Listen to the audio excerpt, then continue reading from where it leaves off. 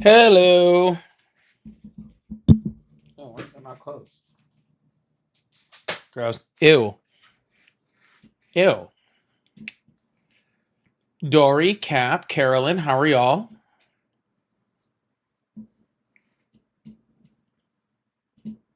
Where's my...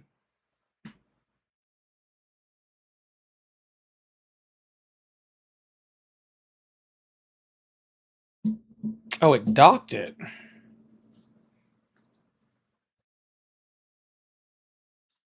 Hmm.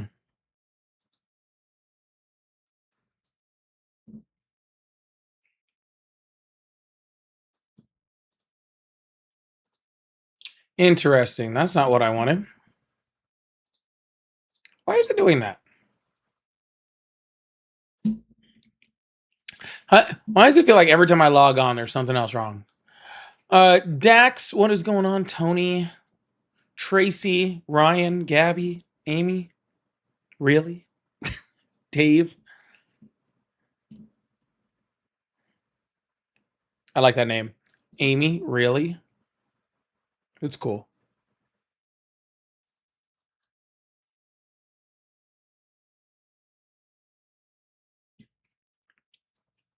Are Ari and I Polly? That's where her name comes from. No.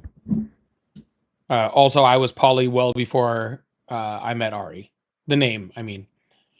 The name is what I'm referring to. There we go. That's what I'm looking for. Settings.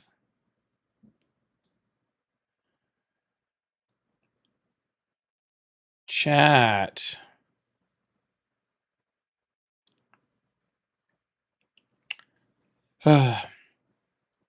I'm not. I tell people this all the time, and I'm going to remind you all of this. I am I am not good enough at technology to be a streamer. I tell you that much.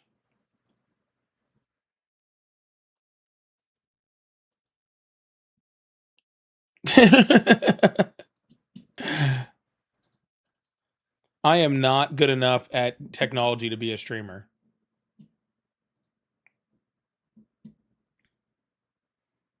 Every time they do an update, I'm like, eh, where's Ari to the rescue? Ari's no better than me. What are you talking about?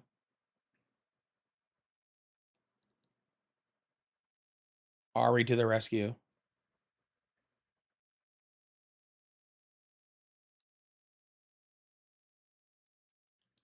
Yeah, you almost got me to do a wedding. I actually forgot about that. I would have still done it. Shoot, I forgot. Where is it?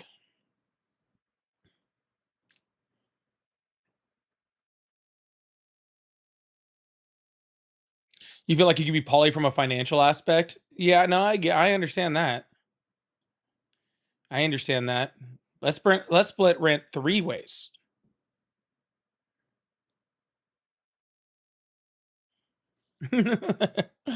I can understand that. Favorite show I'm watching on TV right now? I don't have one. I'm not really.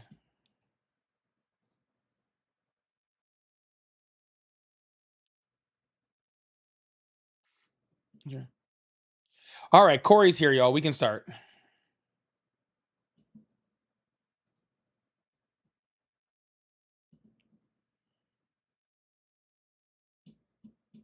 Corey's here, y'all. We can start. I actually was like, I was actually like super concerned about that. Denzel, how's my mental health? It's today. What's up, Motley? It's today. Did I see they shut down Alligator Alcatraz? Yes, I did. Actually, if you tuned into last week's episode of my podcast, I talk all about it.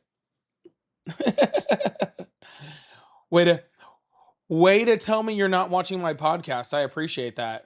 Thank you for just giving yourself up willfully.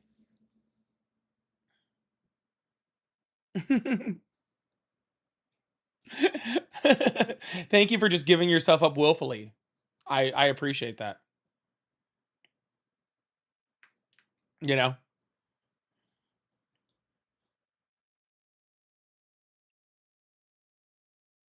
Yeah, last week's episode, if you don't watch the interview, it's only like 20, 30 minutes. You can catch it on like a lunch break. If you watch the interview, it's about an hour. But this might be my last episode with an interview on it. We're talking about it. We're talking about splitting off the interview into like a different episode. Like have the episode like on Fridays be like current events and split off the interview separately.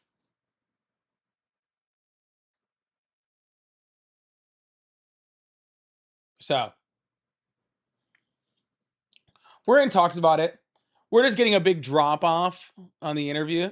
Oh, I'm not saying the interview. I love doing the interviews. I think the interviews are super fun. Um,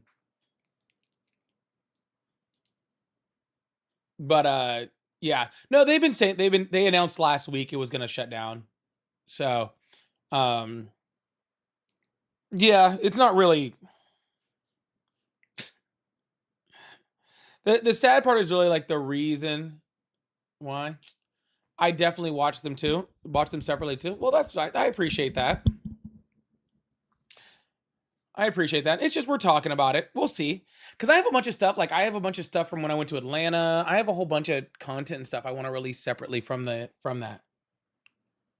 So, but yeah, no, they announced they were going to shut it down last week. Actually, they talked. They were saying they came out and said it was temporary anyway. Yeah, as a Floridian, I think I get to call myself a Floridian now. I'm a transplant, but after like 10 years, I feel like you kind of get, privileges at this point.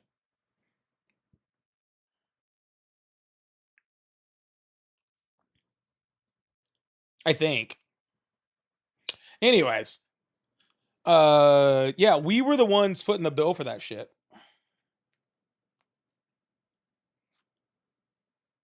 Yeah. In case you didn't know, Alligator Alcatraz was being paid for by Floridian taxpayers, not by the federal government. So, um, yeah, in case you didn't know that. But so because of that, Florida was kind of like, yeah, we're gonna be done with that because Florida's trying to do a whole bunch of shit with, like I said, with like property taxes and all sorts of other stuff. So they got a whole bunch of stuff going on. So they don't want to be footing any more bills, I don't think. All right, Joe, can y'all tap that screen? I appreciate it. Hit that thumbs up button. Hit that thumbs up button. I really appreciate y'all.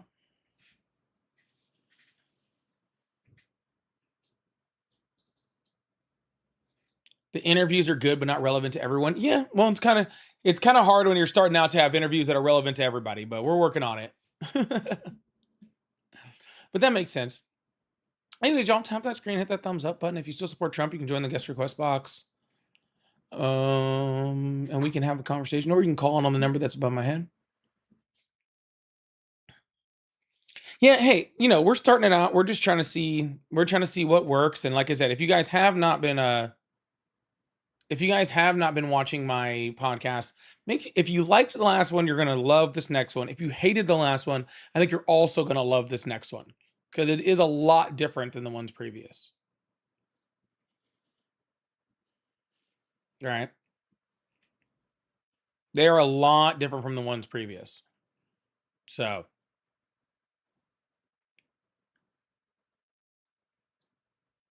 why do I think about Trump 24/7? I don't. Yeah, I definitely don't. It's funny, like you guys would think that, like you guys, with all of this stuff being tracked, you'd see how long I'm online. Like it's pretty crazy for you to just like think that like I'm on here for like 2 hours, maybe 3 hours. That's about the entirety of the time I spend.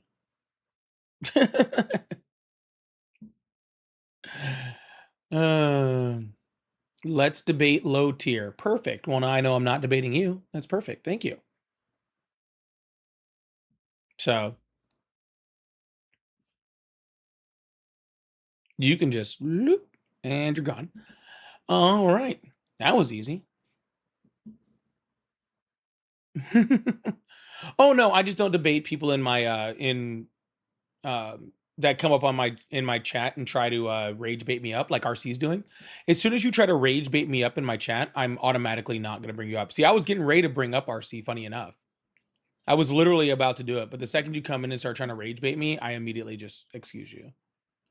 Because I know if you're trying to do that in my chat, then you're not actually willing to actually have a good faith conversation. So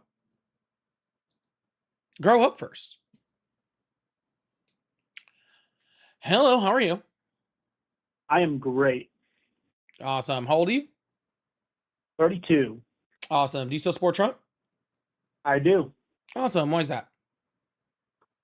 He has just had a much lower inflation rate and economy growth than Biden has over the course of his presidency 4 years ago. Or, excuse me, not 4 years ago, but during his 4 years. Yeah, so why are you using the rate on an average across the 4 years instead of what it was when he took office? I'm sorry? Yeah, why are you using the combined average rate across his entire presidency for Biden instead of the rate it was when he took office? Because that's what it was over the course of his presidency. That's what he's No, responsible I for. heard you say that. I'm asking you. 4.95%. Hey, I heard you say that. Okay. I'm asking you why you are using that number and not the number that Donald Trump was given when he came into office. Because Donald Trump came into office, there was a certain inflation rate. That number is significantly higher now. Okay. Donald Trump, like whatever, like we know what happened with Biden. I can explain what happened with Biden. That's fine. All of a sudden. But at the end of it, right, Biden had a significantly lower inflation rate than Donald Trump has now, which means Donald Trump has only increased it. And the average over Donald Trump's presidency since he's been in office is significantly higher than when he got the economy from Biden. Well, I can tell you that's just not true. Because first off, inflation are we assuming when Trump's second term? Because Yeah. if we are, Trump's second term when he started was at 3%. Mhm. It quickly dropped to around 2.4% in early 2026, and unfortunately, currently due to the Middle Eastern conflict, I will concede it's at 4.2%. However, his year-over-year average is still only 2.7%, which is much lower than anything that Biden's presidency was under at 4.95%, and I believe it peaked around 9% at one point in time in his 4-year term. Let's see right here.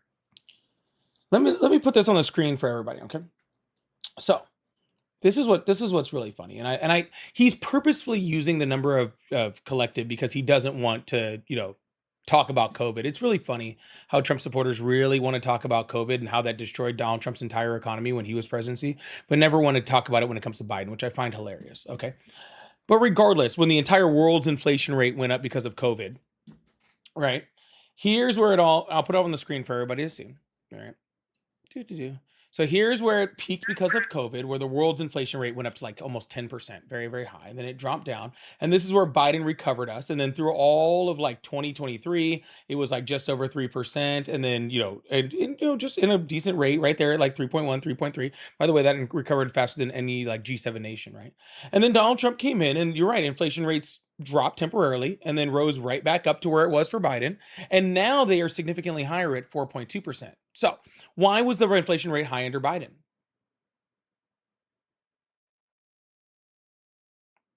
Todd? Yeah. Yeah, so why was the inflation rate high under Biden? Because the economy collapsed because the Democratic Party made up a whatever you want to call COVID, which was not the debate of this topic. Well, it is. If you're going to talk about inflation rate, then yes, we are going to talk about the reasons for the inflation rate. There was no goods. Because Donald Trump was forced to close the economy because he didn't have control of either the House or the Senate. He didn't have total control like he does now. So he couldn't get anything done. He was forced to shut down the economy. Everything rose, and the price of everything rose. That's why. Can I ask you a question? Sure. Yeah. What policy did Donald Trump do where he, shut down the economy? It wasn't a policy. He was forced to. If he was forced to by the legislation, then that would have to be by the legislator. That would be legislation. So what legislation forced him to? He didn't sign any legislation that forced him to. State governments were shutting down the economies, and soon after, because state governments were shutting down, he shut down federally. Gotcha. So he wasn't forced to; he chose to. It doesn't matter. Okay, well, it does matter. Well, first of all, let's be very clear. Let's be clear. Hold on, let's be clear. Let's be clear. Let's be clear. Let's be clear first. It doesn't know. Hold on, sir. How about you tell me what I think matters to me? Hey, how about you think? How about you let me worry about what I care about, and you don't try to tell me what you care about, and I won't tell you what you care about. Sound good? Okay. All right, perfect. Well, it does matter, okay? Because first of all, the economy was never shut down federally at all. So Donald Trump was not only not forced to do it, but he never did it. It never happened, okay? Individual states did that because Donald Trump wasn't able to make a decision because he's a bad leader, okay? So that's what actually happened, right? But even with that, doesn't really have much of a change because like what I said, the entire world's inflation rate went up all at the same time. So unless you can explain to me how the entire world's inflation rate went up specifically because of Biden, then I have a hard time understanding how this is on Biden. We're not talking about the world's inflation rate. I care less about the world's inflation rate. I care about our inflation rate. So let me get this straight. Let me get this straight. No, don't stop there. If every single country on the planet's inflation rate went up all at the same time, you don't get to just say one of them and then one of them is one person's fault, because they obviously all have a correlation with each other if they all went up at the same time, right? So let me right? Hold on. Right? No, we're not holding on. Hold on. Right, sir? Hold on. Sir. No. Right, no. Sir? The point of this debate, of your debate, right, is why I still support Trump. Not right, why, sir? Not overall global politics, global economy. Yeah, not a problem. That's not what we're debating. Right, sir? If every single country's economy, perfect. Is the United States economy part of the world's? Is the United States economy part of the world's economy? It is part of the world's economy. We're not debating the global economy. If we're debating how about remember how you were talking about what was written on my live? You said the point of my debate. Remember when you just said that? Yeah, the point of my debate is the United States. No, you said the point of my debate. So how are you going to tell me what the point of my debate was? Perfect. Thank you. If the entire world's inflation rate all rises at the exact same time, okay, then therefore there was an outside factor that caused all of the world's inflation rate to rise at the exact same time. And that happened right towards the end of COVID and right towards the opening up of things, okay? So it is not only a bad faith argument, but completely ignorant, okay, to say, oh, the entire world's inflation rate all rose at the exact same time, but we're going to take one of those countries and say that their reason was because of their leader and ignore all 192 other countries. I don't want to hear the fact of the matter. No, I'm not holding up for anything.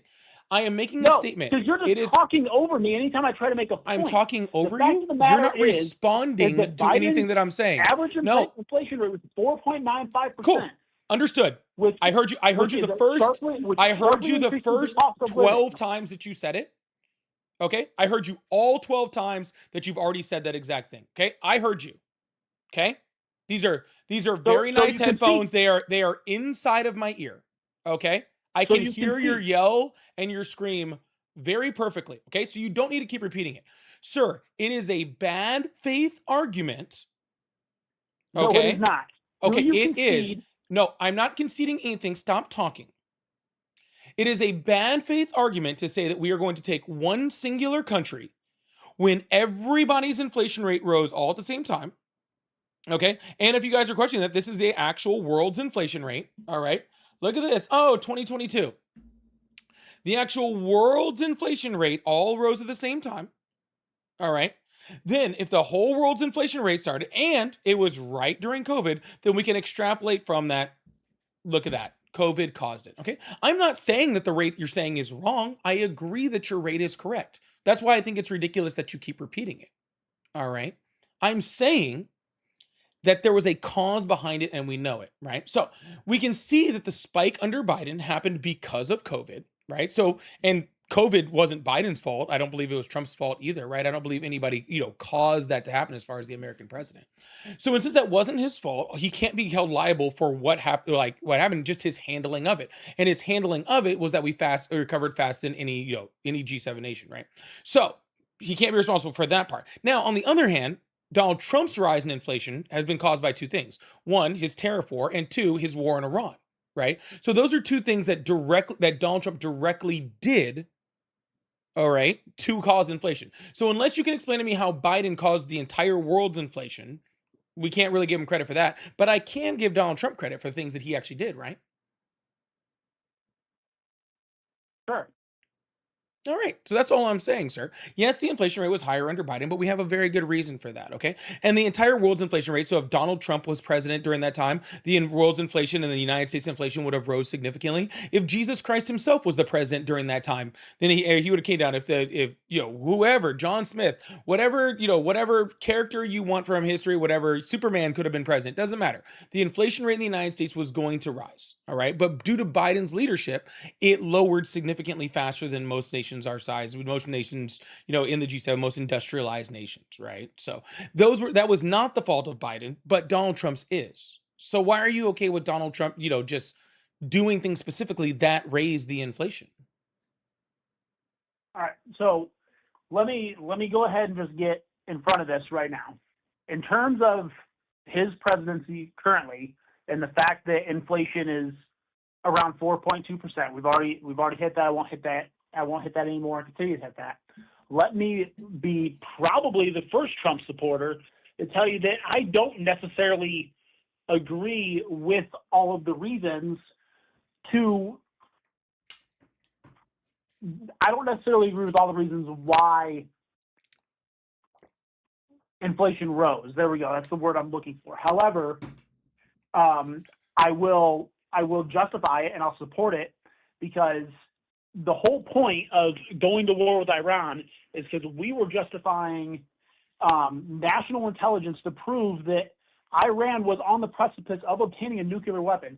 Yes, there wasn't enough publicly concluded information to say that Iran had a nuclear weapon, but there was enough information to prove that they had enriched uranium beyond the limits that we had allowed them to under the JPOC agreement or whatever it was.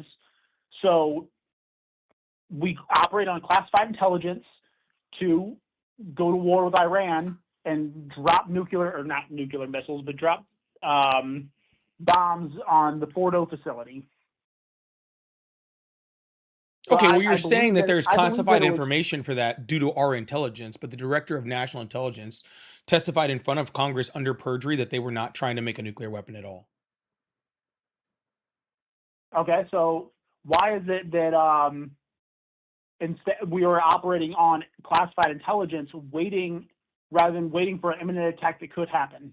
And we weren't waiting on an imminent attack. The director of national intelligence, you're saying we're operating on... I didn't say we were. I said that could have been a possibility. No, it can't be. The director of national intelligence, the literal head of the entire intelligence apparatus for the United States that was appointed by Donald Trump, testified under penalty of perjury in front of Congress, okay, that Iran was making no attempt to create a nuclear weapon. Okay, and this was 3 months prior to our attacks last June. So if they weren't trying to do it, then why did she had all of the intelligence, right? I don't think there's a higher level of security clearance that exists for the director of national intelligence outside of the president. I'm pretty sure they probably have the same one.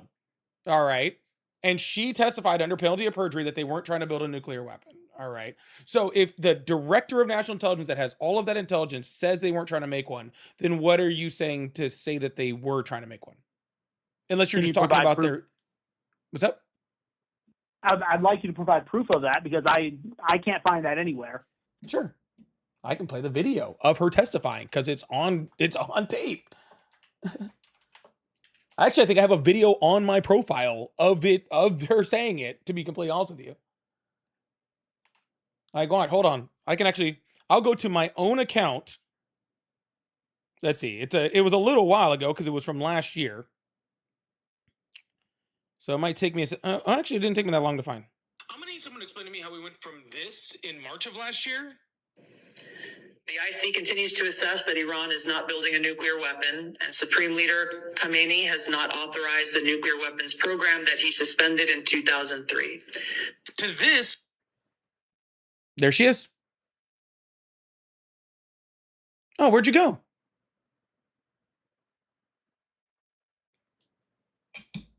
He hung up.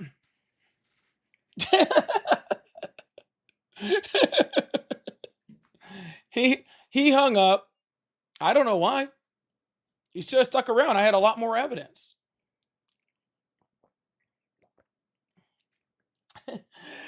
Y'all, make sure you guys hit that follow button, hit the subscribe button if you haven't already. I really appreciate y'all. If you guys would like to support the live, I do have super chats, super stick, gifting, live gift goal, one more gift left in the gift gallery if you'd like to support that way.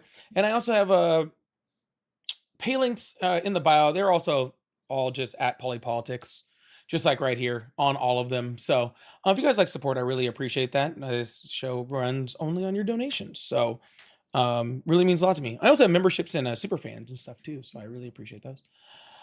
Tim, thank you so much for the $2 super chat. Said, hey, Polly, love the show. Much love from Buffalo, New York. I've actually never been to Buffalo. I'd like to go sometime. I really would. I'd like to go. During the summer. It's too cold there. It's too cold there during the excuse me. It's too cold there during the winter. I don't do cold like that.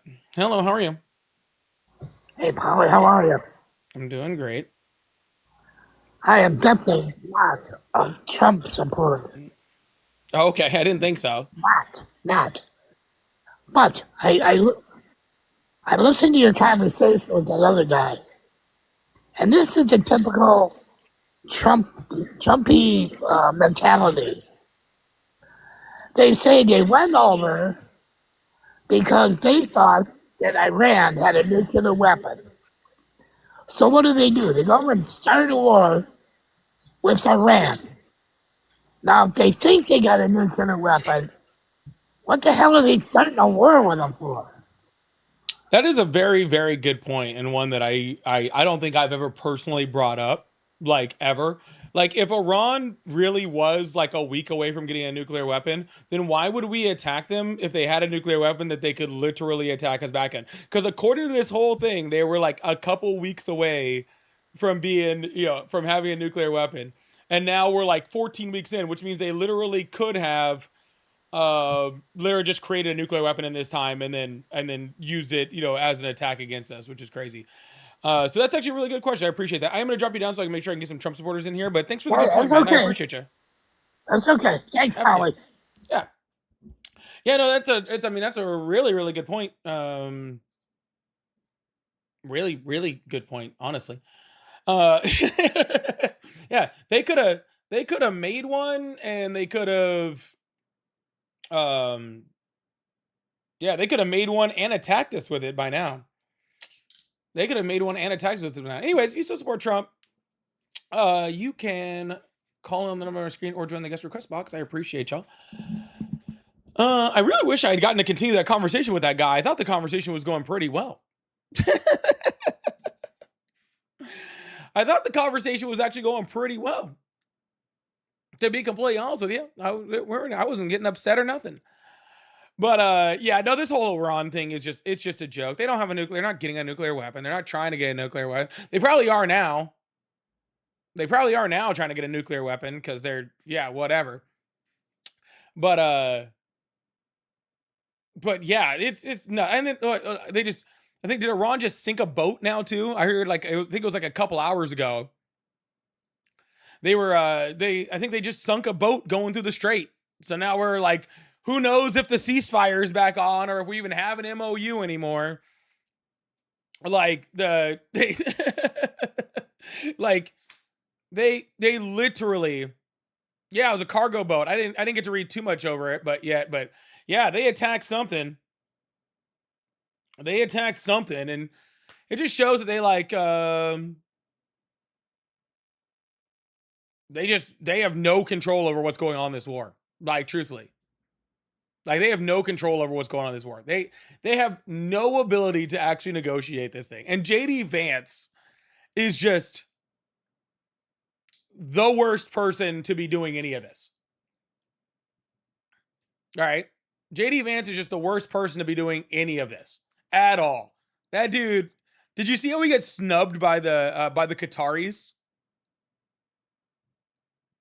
Do you see how the Qataris walked in, like shook hands, like gave a hug to everybody there and ignored JD Vance? Isn't that what, like, it was, dude, he's the worst. He's the worst. Dude, it's so funny. And his wife hates him.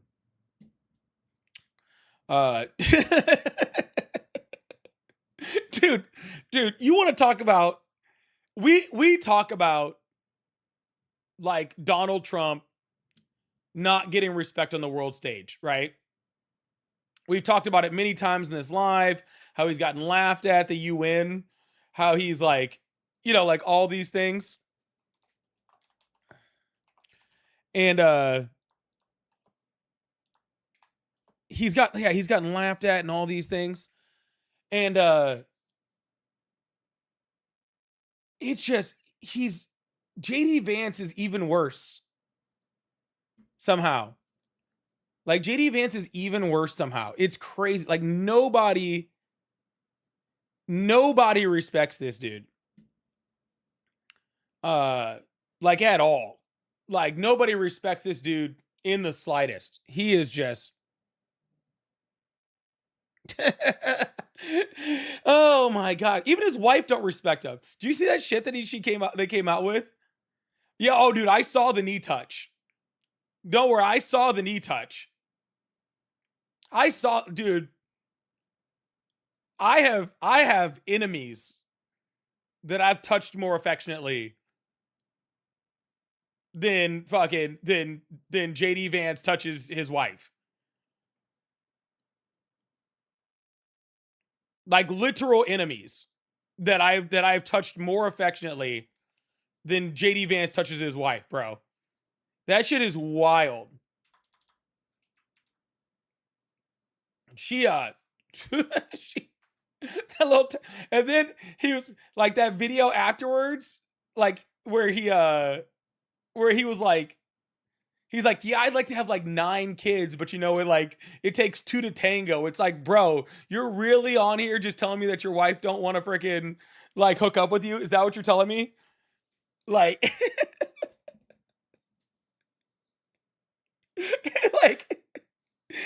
like that's really like how you're telling me? You just want to get on television and just tell everybody that like my wife don't want to like wife don't touch me?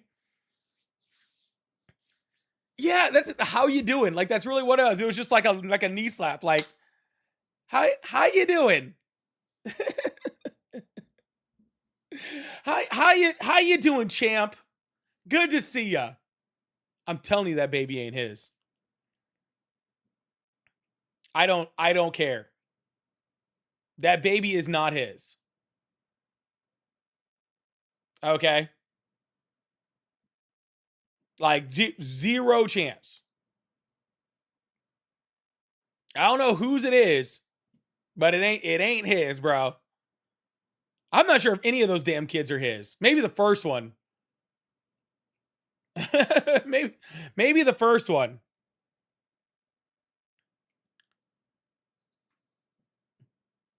Show us proof. Show us proof that the kid isn't his. We need to show the DNA test for the unborn. What are you talking about, bro? I have.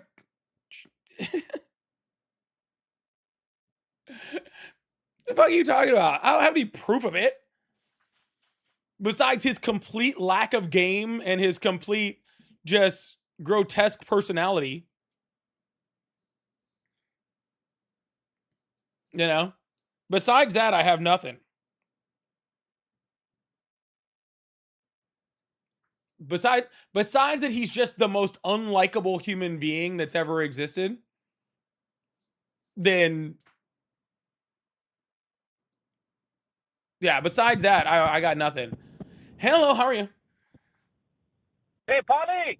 Hey, what's going on? Hey, it's Cap, bro. I got a question, bro. What's up, dude? Okay. Blood pressure, cholesterol. Listen to me, bro. I need to know what is the fascination, because I've been asking everybody, all right, and this is a two-part question, so bear with me, please. Just humor me. You're good. So, if we knew about the scenario in the Middle East for decades, my thing is, after 9/11, we had a former general named Wesley Clark. I don't know if you're familiar with Wesley Clark's name or not. I just been familiarized with the name because of the intel he's had for up to 3 decades about us invading Iran. And I know 9/11 has nothing to do with the other, but right after 9/11, this guy was very vocal about that. Yeah, no, I talked to the Pentagon, and yeah, we're going after Iran. Mm-hmm. Like, this was like, I want to say leaked out for, I don't know if it was like, something that nobody knew or whatever, but the internet started getting hot after COVID. But once I started seeing that the past couple of months, I said to myself, so if this was premeditated throughout 4 or 5 different presidential regimes in the United States, Mm-hmm. is there somebody else that's bigger and above the parties that we're always fighting about? Is there another party that goes above everybody else that says, yeah, we're going to do this, but we're going to do it whoever the puppet piece is at the time? Because I just find it fascinating how this guy knew that we were going to invade, and he kept doubling down throughout the decades that passed, like 25 years plus, that he knew about this. So is there something going on to the point that we have a shortage of something that, we try to make that it was a liberation move / oil move? But how is it that Wesley Clark knew all this stuff was going to happen and came to fruition 25 years later? Well, I'm not super familiar with Wesley Wesley, what'd you say his name was? Wesley something? Sorry. Wesley Clark. Yeah, sorry, I'm not super familiar with him. But I can tell you this, is I don't think it's another party. I think it's just the fact that that's about 10 years after Netanyahu started begging us to invade Iran. Like, I think that has more to do with it than anything else. I think it was just, you could kind of see through the grapevine.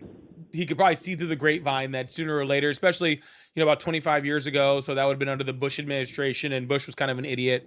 So, like, I could totally see where, he was just kind of seeing through the grapevine, like, oh, Netanyahu's trying to get us to do this, or Israel's trying to get us to do this, and, sooner or later, we're going to kind of do that. That'd be my guess. Point. That's a valid point. That's a very valid point, because at the time, everything was talking about, and like I said, we just started getting educated about this third temple talk. So you can be right. Yeah, you can be right. I'm not going to argue that.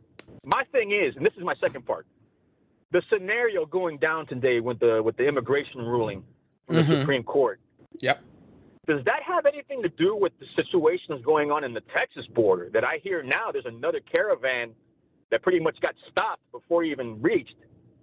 But that's 4 or 5 caravans in the span of 8 years, and every caravan comes to at least 100,000 plus. And my numbers might be, off by a little bit, but it did happen. I'm not imagining this. Is this an issue? And is it now the DHS funding and ICE funding becoming more apparent that we needed more of these type of fundings to stop what's going on in the border, or is that border situation just an imaginary thing that's going on right now? Yeah, so we definitely needed more Border Patrol agents. That's not a question, right? Like, our Border Patrol agents have been completely underfunded and undermanned for a long time, for decades and decades and decades, right? So that part is true, right? But I don't think this ruling has much to do with that. The ruling is more based off the fact that pretty much the Supreme Court ruled. Oh, getting a lot of feedback.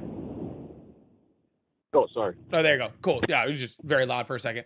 But yeah, the Supreme Court ruling is pretty much just putting it like a direct reading on U.S. Code 1158, 8 U.S. Code 1158, right? So I don't think they're really related. This is just more on metering, which metering is something that we've done for a long time. It's just pretty much giving a federal interpretation towards metering, if you're familiar with that. No, I mean, the federal aspect of this, very intriguing, because I thought it was state-based.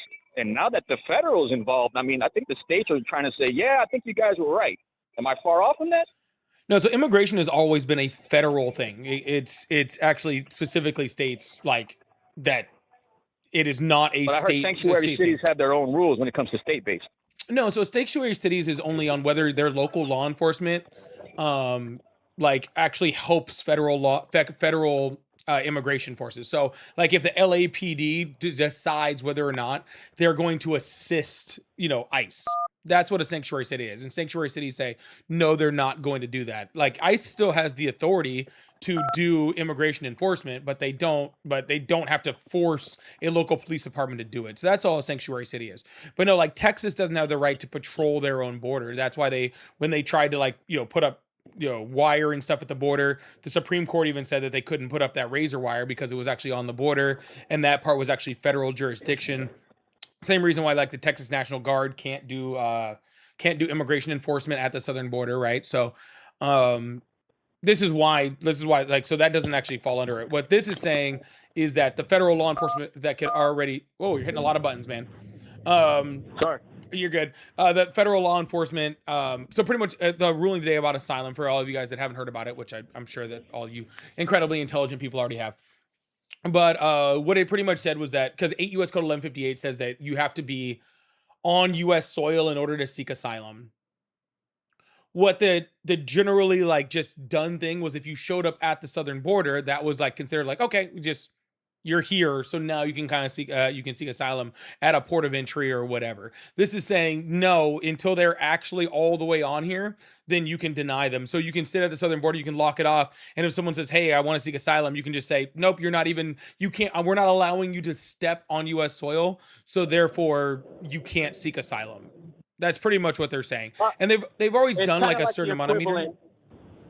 It's kind of like the equivalent to like back in the day with the refugees in Miami. Like they couldn't get asylum unless they touched sand, or the sand. They had to get out the ocean in order to touch the sand in order to get asylum. And you had like, pretty much customs or borders or agents are trying to stop them from touching the. It was like a guy trying to reach into the end zone type of deal, like back in the day. So that's, I think, like the equivalent of it. Like you got to touch grass, or you got to touch land, or something like that. Well, funny enough, the law actually specifically talks about if you're interdicted in U.S. waters, and you can seek asylum if you're in U.S. waters. Funny enough, that's crazy.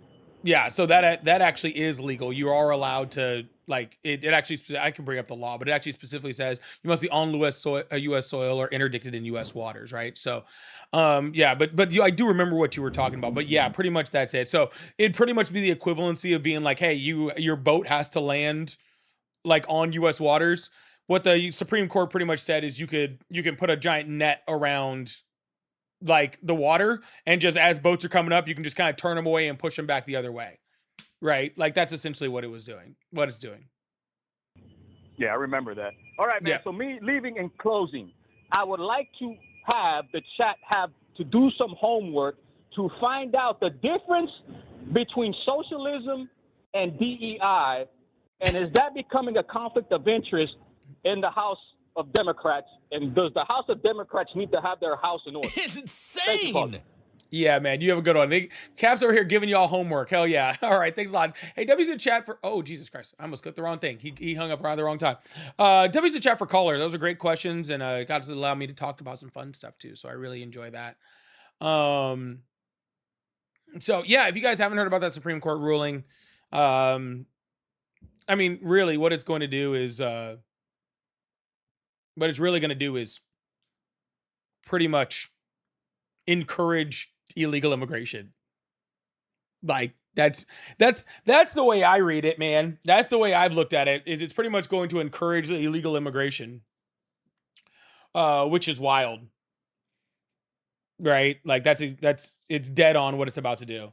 Because what it's going to do is it's going to say, all right, people that were going up to ports of entry and we're going to like go up to Border Patrol and seek asylum. Now they know if they go there, they're going to be turned away immediately. So now they have every incentive to go around ports of entry to try to sneak in, because once you sneak in, now you can seek asylum. That's literally what it's saying.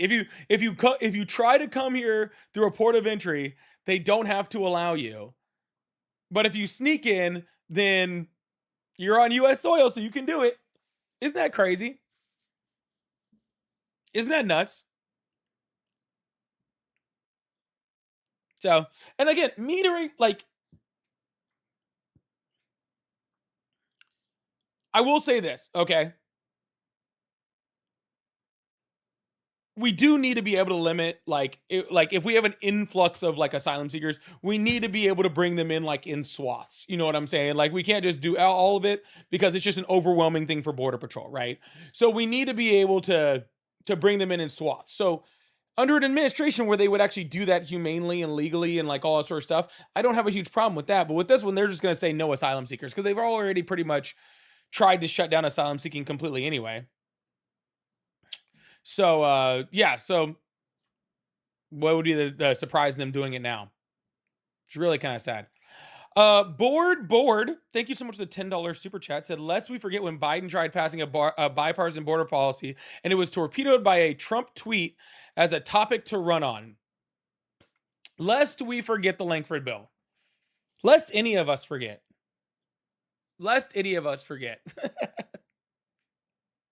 Thank you so much, Board. I really appreciate that. W's the chat for Board. Oh, we had someone that was about to come up, but I guess they left. I guess we got some people in the guest. Anyways, if you guys like support, again, I do have super chats. I do have pay links in the bio. They're all at Polypolitics. Got a little live goal for that going on, and I have the little hearts. We're trying to get did 10 of those today, so that'd be really appreciate it. Also, Osco, Honey Bunny, and Liv, thank you so much for the marshmallows. But yeah, if you guys like support, I really appreciate y'all.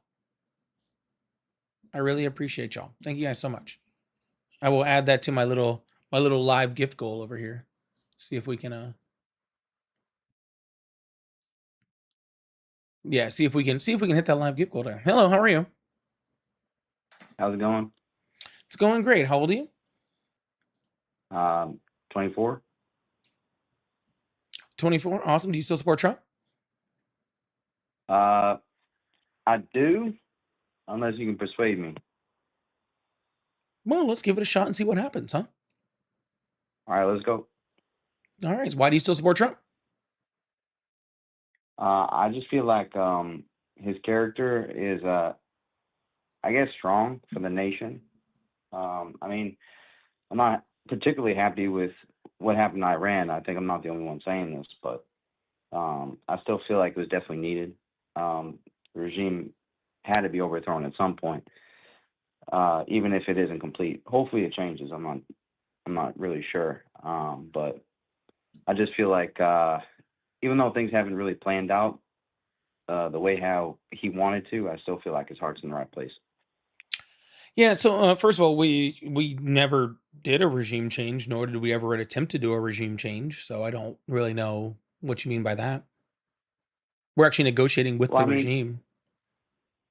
Well, I mean, since the death of the Ayatollah, I feel like there's been a little bit of change. I know that the people of Iran have been waiting for this for some time. So, I mean, I'm sure, like, many people in the Middle East especially are feeling pretty happy that, highly Islamic and extremist government has fallen. But it hasn't. Do you know who's in charge right now? Who's in charge? Do you know who's in charge of Iran right now? Not particularly. Yeah, it's the new Ayatollah. It's the old Ayatollah's son who's more radical and more Islamist than his dad was. Ooh, damn. Yeah. So, yes, the Iranian people have been waiting a long time for the Ayatollah and the regime of the Ayatollah to fall. Okay. But the problem is it hasn't fallen, and the government that's in place right now is even more like radical than the one it was prior. So, and we're negotiating with the IRGC on top of that, right? With the people that do all the human rights violations. So we're literally talking to the heads of the IRGC who are relaying to the new, more radical Ayatollah because it's a decentralized government. So there's not a regime change. They're not trying to do a regime change. We're negotiating with the previous regime. So, and I'm pretty sure he's not too happy with us right now. The new Ayatollah, considering we killed his dad and his wife and his kids, so he probably doesn't want much to do with us there. Mm. I don't think. So, I mean, I've been watching you for some time, and I feel, what do you think is the best solution that Trump should do in terms of the Iran situation? Yeah, his best solution was to never attack. Hmm. That was the best solution, Hmm. right? So, but we're past that. Now it's just get out and try not to give them too much, which he's already kind of failing at that one too. So, Um, did we give anything for Iran as some type of repayment or compensation for kind of destroying their country? Is that true? Because I've been hearing different sources about that, so I'm not sure if this government has done anything with that, with reparations towards Iran. yeah, so in the MOU that they had, they said that we are going to help them build a fund with the Gulf Coast countries for $300 billion to help rebuild, 300 and on top billion. of yeah, and then there's going to be a Wow. release of assets, which could be up to another $100 billion, and then we're releasing all of the sanctions on their oil, which could amount to around 60 to 80 billion dollars per year, as long as the sanctions are released. So for infinity. Hmm. So yeah, about 400 billion up front with a weekly check of about 100 million. Oh man. Yeah, that's not good. That's really not good. Obviously, I was pro-Trump more in the past. I I don't know. I just feel like that the the establishment that was in place before Trump, I feel also didn't represent the people as much. So I guess that's why MAGA was a little more appealing to me in the past. But it just seems that almost at every turn, the U.S. government has just letting their people down. I'm not sure if you just feel the same way. I Um, think the US so I guess. government has done a good job of letting its people down, but that doesn't make an excuse to vote for somebody like Donald Trump, right? Like that's like saying like my plumber let me down, so I'm just going to hire a hobo to fix my sink. Like that doesn't make any sense, man. I mean, that's uh, literally what it uh, is. Like you know what I'm saying? Like literally, like yes, our government has done a bad job of representing the people, especially if you're a woman or if you're brown in this country, especially, and they've allowed people like like a certain like other earlier generations to pretty much destroy things for younger generations. Um, so yeah, 100%, right? Like that has happened, uh but that doesn't mean that that Trump was the fix of that, right? Biden, though, mhm. COVID fucked up a whole lot of stuff. He actually did a whole bunch of stuff that was really good for the American people. Not everything, but a Yeah, lot of really good stuff. Trump hasn't done sure. anything good Yeah. for the American people, unless you're a rich American, a very rich one. Is there anything, and thank you too, I won't take too much of your time, but No, you're is good. there anything that you have to say, that anything good that has happened these past 2 years? No. Um, no. Okay. Well, like Nothing. No. again, sir, it really is this point, and people get all flipped out when I use this comparison, but it's like trying to find the good stuff with Hitler. Like, is there good stuff? Sure, I'm sure if we looked hard enough, right? Like the Mhm. economy boomed after he took over, right? Because the economy was in shambles. Mhm. The unemployment rate went drastically down after he took over, right? We Mhm. don't talk about that because of all the bad shit, right? Because he was so horribly bad on everything else. No one ever asks you to pick out the little good things, right? But that's what I get Mhm. continually asked to do. He's lost a whole bunch of jobs. He's destroyed our economy for the second time because he pretty much did the same thing on the first time, right? He just got COVID to try to blame it on, but he pretty much destroyed our economy the first time. Inflation's up, unemployment's down, jobs are seething, right? He's putting us in foreign wars, funding countries to commit genocides, right? Getting American soldiers killed. Like doing all Mhm. these things, enriching himself, frauding out the U.S. government, literally stealing from the American taxpayers, and like taking bribes at the stake of the government. You know what I'm saying? Not to mention the fact that he's a convicted felon and adjudicated of sexual assault. Like the Mhm. like why do I like if somebody's that bad? Why is it like somehow my job to find something good with him? Mhm. That's what I'm at. Like, why is it my responsibility to be like, oh, let's find something good with that? No, I'm not doing that. Mm. Yeah, and I'm not defending that either. I'm not trying to pin that on you at all. It's just, I don't, because the promises initially in 2016 was like a no war policy, Americans first, and just fix the economy. Since the crash of 2008. I mean, I know me personally, I've seen almost none of those things come to fruition. So it's a difficult spot. Thanks for your time as well. I appreciate that. I want to I add guess something to that real moving. quick before you leave, though. You do realize that Donald Trump just shot down a bipartisan bill to help, like, the housing costs in the United States, right? I'm sorry. Since you Repeat that brought up the one more time. 2008 housing crash. Oh, really? Yeah, there was Oh, literally a damn. bill, and like yesterday, like Mm. that had already passed the House and the Senate that would have helped to do a step towards helping to reduce housing costs in the future. Mm. And Donald Trump said no. He Mm. literally is not signing a bill that was approved by both houses to try to help American citizens.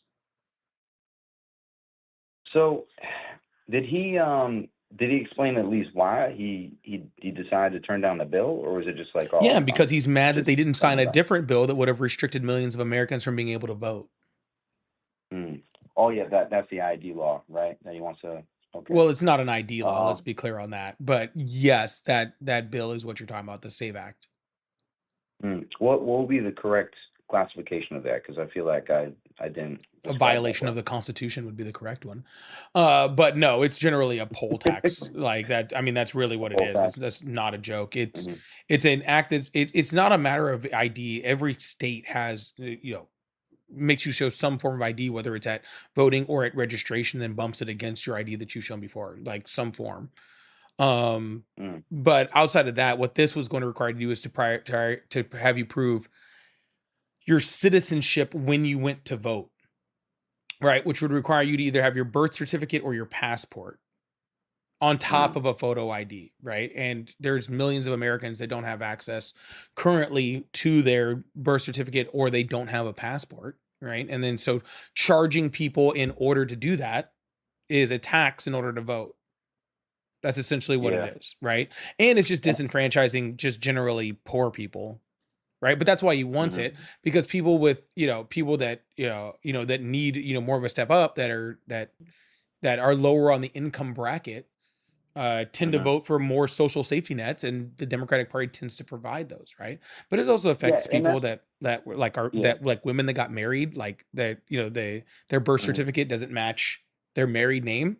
Well, guess what? Mm. That now you have to go get a new birth certificate. If you got money, that's probably not a problem. If you don't, it really is, right? Like I was adopted, like the name that my last name currently isn't the last name that I was born with, right? So now I have to get that all redone in order to be able to vote if that thing passes. I see. I see. Hmm. Yeah, no, that is quite the issue. I kind of felt some resemblance to that with the real ID that was put in place in terms of like traveling around and but yeah, it's just I don't know. It's what I've done my research on, I've seen that social safety nets have actually helped the nation quite a bit. Um, but do you have any evidence to prove that social safety nets are the right way to go for more disenfranchised people? Yeah, there's tons of studies out there that show that things Mm. like SNAP benefits actually help to get people back on their feet, so then they don't need SNAP benefits, right? Like the more we prop Mm. up our social safety nets, the more we give, because usually what social safety nets are for people that are in a rough spot, right? That's usually what they're for, people that, I mean, because let's be clear, like I think it's like 60 or 70% of people that are like on SNAP also are like full-time employed. Right. Wow. So yeah, Okay. exactly. So Hmm. like I think it's something like 50% or 60% of Walmart employees are all on some type of social safety net. So that's a whole other problem, right? Like that's a whole other problem. That we have people that are Mm. getting paid at such a low wage that they need those social safety nets in order to survive. That's a big problem, right? But Mm. a lot of times for the people that that do work in this type of stuff, it's usually what gets it allows them to get food and to be able to eat and to be able to go to work. And then, if they can't eat, then they can't go to work. And then what happens? Your crime increases, right? Because people are going to work but can't eat, so now they resort to things like crime in order to do it. So now your crime goes up, right?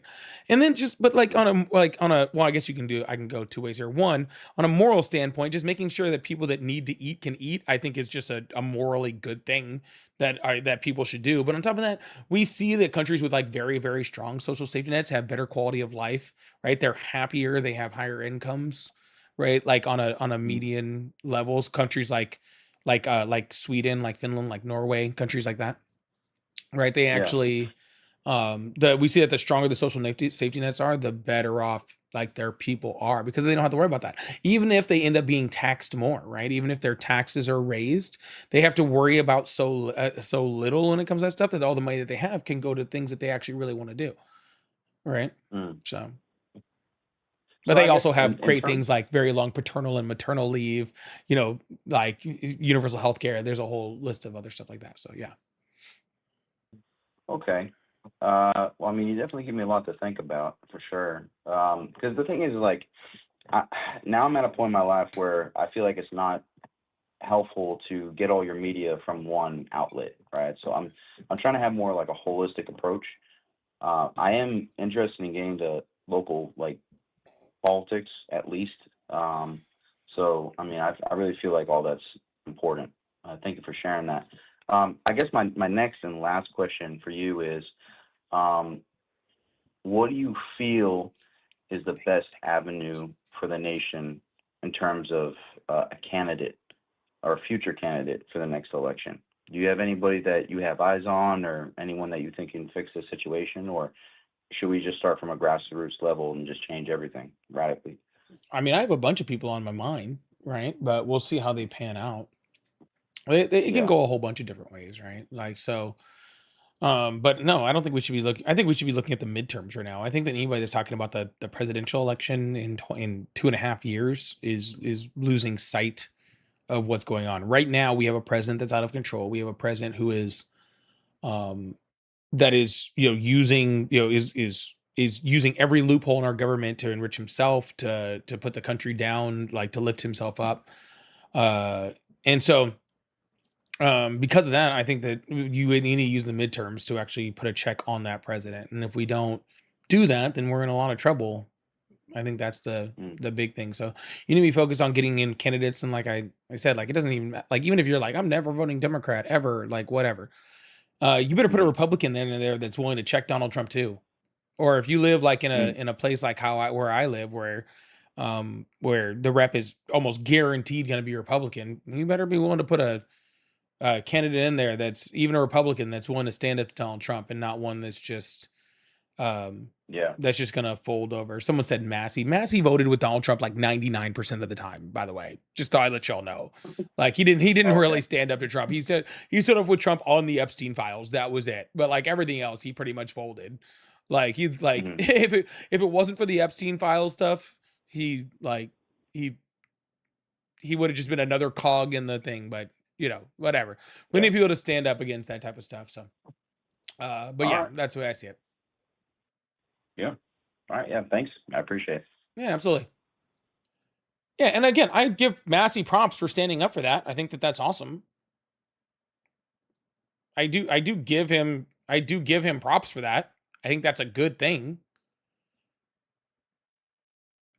Just I wouldn't exactly call that like a firm like stand up against. He pretty much groveled to him towards the end. Anyways, y'all. Feisty, thank you so much for the 5 gifted memberships. I really, really appreciate that. Thank you so much for that support. That really means a lot to me. If you guys would like to support, I do have super chats and pay links in the bio. They're all at Polypolitics, just like my name. So if you'd like to support, I really, really appreciate that. We do have a little live gift goal going on today. We're slowly working it down. We're slowly working it down. We're gonna try to clear that out today. We're just over 6 on the hand hearts. I would love to get those done today.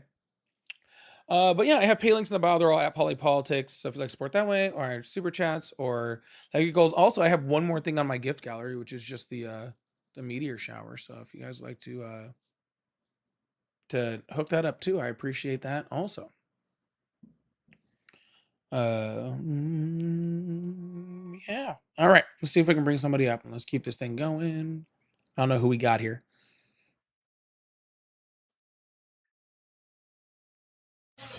Sounds like you're talking about a wedding registry. I have to check myself when I am. Hello?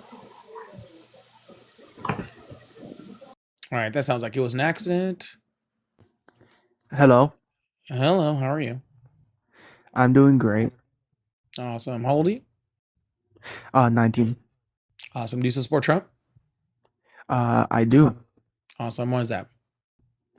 Mostly because I do believe that Donald Trump advances my goals. And what are your goals? So, I myself am a end-term accelerationist. Oh, you're one of those. I am, yeah. Oh. So, I support Trump because I believe simply that he is one of the most incompetent leaders that we have ever had in a nation. Yeah. So a couple things. Doesn't sound like you're from here. Where are you from? Well, I'm from California, but my family's from Guatemala. Awesome. Are you first generation or did you immigrate here? First generation. Weird accent for somebody who's first generation. So I have a hard time believing that, but that's regardless of that. Okay. What do you think happens if your acceleration argument gets to an endpoint? What do you think? Where do you think that leads to? It will lead to a new system that will stand Wrong. for the majority of Americans. Wrong.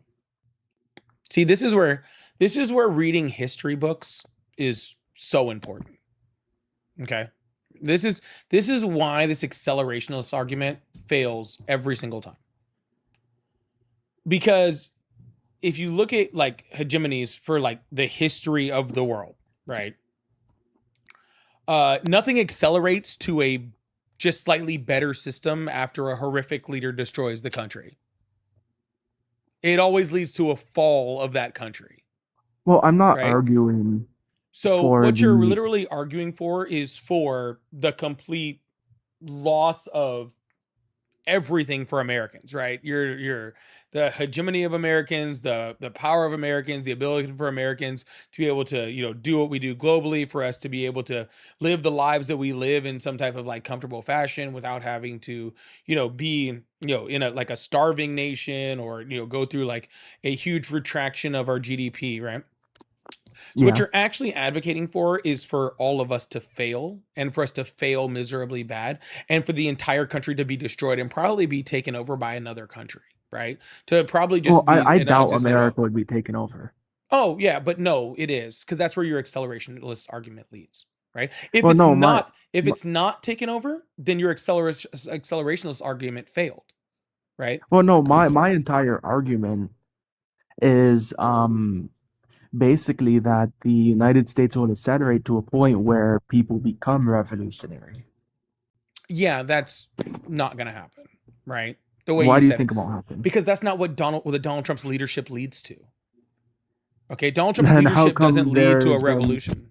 more riots, more talk of revolution, more There was talk riots of all the way through the protest Biden and more? administration. There was riots, there was protests all the way through the Obama Yeah, but administration. there's far more riots and protests in 2026, 2025 than there was under the Biden administration. Yeah, and how many of those are leading to the destruction of our government? How many of them getting close? How much are we making a quarter of a BLM percent was change? pretty close. Oh, BLM. How long ago was BLM? BLM was back in 2020. Oh, gotcha. So we have to go all the way back 6 years. Yeah, because that was the last Trump administration. Oh, gotcha. So we have to go back 6 years to get to a riot that wasn't even close to a change of government, by the way. That wasn't even like a quarter, like touch of a step. That wasn't even about that. Do That was you not remember the riots Oh, outside the White how old House how that old are you? caused How old are you? me 19? You're 19. You don't remember 2020, okay? I do remember No, you 2020. don't. No, you don't. You were like 13. Dude, Okay, you were I you were was in in fucking middle middle school school. during Exactly, you COVID. were in middle school. You don't know shit. Okay, so you don't remember any of that. But that's not even what the BLM like stuff was about, right? That's not even what it was about. It was Oh about yeah, it was about and you it was forget about January police 6th, almost. reform. Okay, it was about police reform. All right, that's what it was for. Okay, please do not tell me about 2020 at 19 years old. Okay, Well, I remember January 6th, BLM. I remember seeing the footage January of 6th people wasn't BLM. riding January in the 6th was street. I remember literally January January 6th, 6th was literally a trying to commit a complete turnover of our US government to authoritarianism. which would have caused a civil war or worse, a collapse of the government. No, it would have caused a dictatorship. I don't think that would have caused a dictatorship. Well, then you don't know what you're talking about. No, Americans have so many firearms How that many it is drones do they guaranteed that there have? would have been a civil war. Yeah, how many drones do they have? How many drones does the U.S. military have that the U.S. military might not control because the United States Oh, so military now we might not also even side with Donald Trump? yeah, because they might just not do that. There's a lot Can of I mites in it. wait? There's a lot I of just mites in I here just that want need to to ask you: no. would the There's a United lot States of side with Donald Trump if January 6th work? shh. There's a lot of mites that need to happen for your side to work. You notice that, right? There's a lot of whoa. It might be this and it might be that, and if so and so might do this, and in order to do this, right? If might this, might that, right? All of your things are contingent on minority things to happen, right? Little itty bitty possibilities in order to happen. Where the more likely thing to happen was we would just end up in a dictatorship, right? That's what we would have ended up in, because that's how dictatorship's gone. But again, history books, right? History books, right? That's what you need. You need to look back at the history of this country, and you need to look back at the history of a lot of other countries to realize that your argument doesn't hold any fucking weight. I Okay. am reading history Hey, books. I read. yeah, read them first, then make your judgment. Okay. But I'm No, not. I read. All right. Well, I'm just gonna kick you then, because I was trying to tell you goodbye, but I don't like sitting here talking to you accelerationists. I think that you're like a special kind of stupid. Like, just to be completely honest with you. Okay. I would rather talk to MAGA than talk to an accelerationist. Like, and that's not a joke. All right. I think that you guys are literally a special type of stupid. All right. Your entire argument doesn't make any sense. It makes no sense. Okay. The only thing that Donald Trump is going to accelerate us to is a complete lack of democracy. All right. That's all it's going to accelerate to. It's going to accelerate to exactly how every single other leader like him has accelerated us to. All right. It's going to accelerate us to what happened with Putin, or what happened with, you name it, dude. It's just going to accelerate to that. It's going to accelerate to Mussolini. Like, it doesn't accelerate to, oh, we just now have, like, please tell me like one system, like, where it's just like, oh, well, we had this horrible dictator, who just accelerated us into this much better system.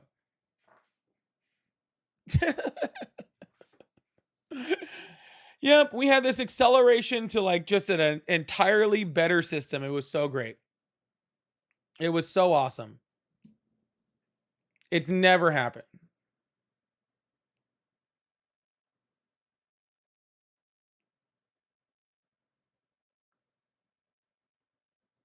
Mods, who is this guy? Like, talk to everyone? I don't know. I'm here. I'm actually not even gonna talk to you. There we go. Anyways, if you guys still support Trump, you can call it on the number that's above my head, or you could join the guest request box. PragerU revisionist history isn't history. Yeah, exactly. Oh my goodness. Did you see Stephen Miller wants to regress to institutionalizing disabled people again? Oh, I'm so surprised. I am so surprised that Stephen Miller wants to be a bad person.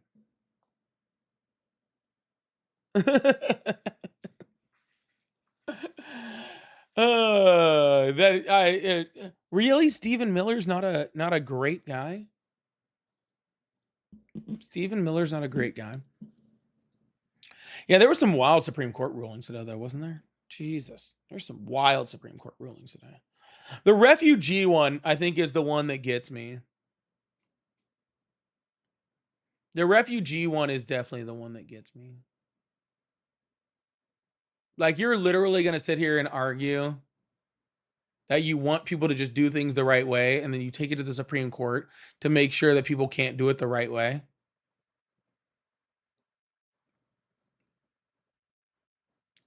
Kind of their whole argument falls apart there, doesn't it? Not American citizens, you don't care? Yeah, see, that's that. There you go. It was never, see, John, thank you, Johnson. I appreciate that. It was never, ever about them doing it the right way. It was that you don't like brown people. Yo, we gotta, if you guys like support the live, again, I have super chats. I have pay links in the bio. If you guys like support, again, this runs only on your guys' donations. And we're just trying to keep the lights on over here. So if you guys would like to support, I would really, really, really appreciate it. We have a little live gift goal for the live. We have like 173 left on there after Feisty's very generous donation. So if you guys would like support, it would really, really mean a lot. Thank you guys so much. We are on a race towards the end of this month trying to make enough to keep the lights on. So if you guys like support, it would really, really, really mean the world to me. Thank you guys so much, if you guys can. Also, I think we should definitely, I've been on for like an hour and we haven't even cleared one hand heart goal. I think we can pull that off, right? There's only like 10 of them. Hello, how are you? I'm doing wonderful, quite frankly. Yeah, no, I'm not doing that. Yeah, I'm not doing that. I think we can do it. I think I can do better than that. Just no, I'm good. I'm good. Thanks, though.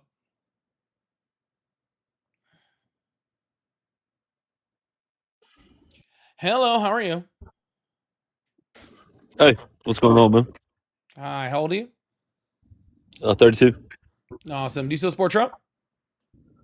Yeah. I like some Awesome. things. I don't like some things. All right. Why do you still support Trump? I like his federal income tax. I like the volatility he brings to the market.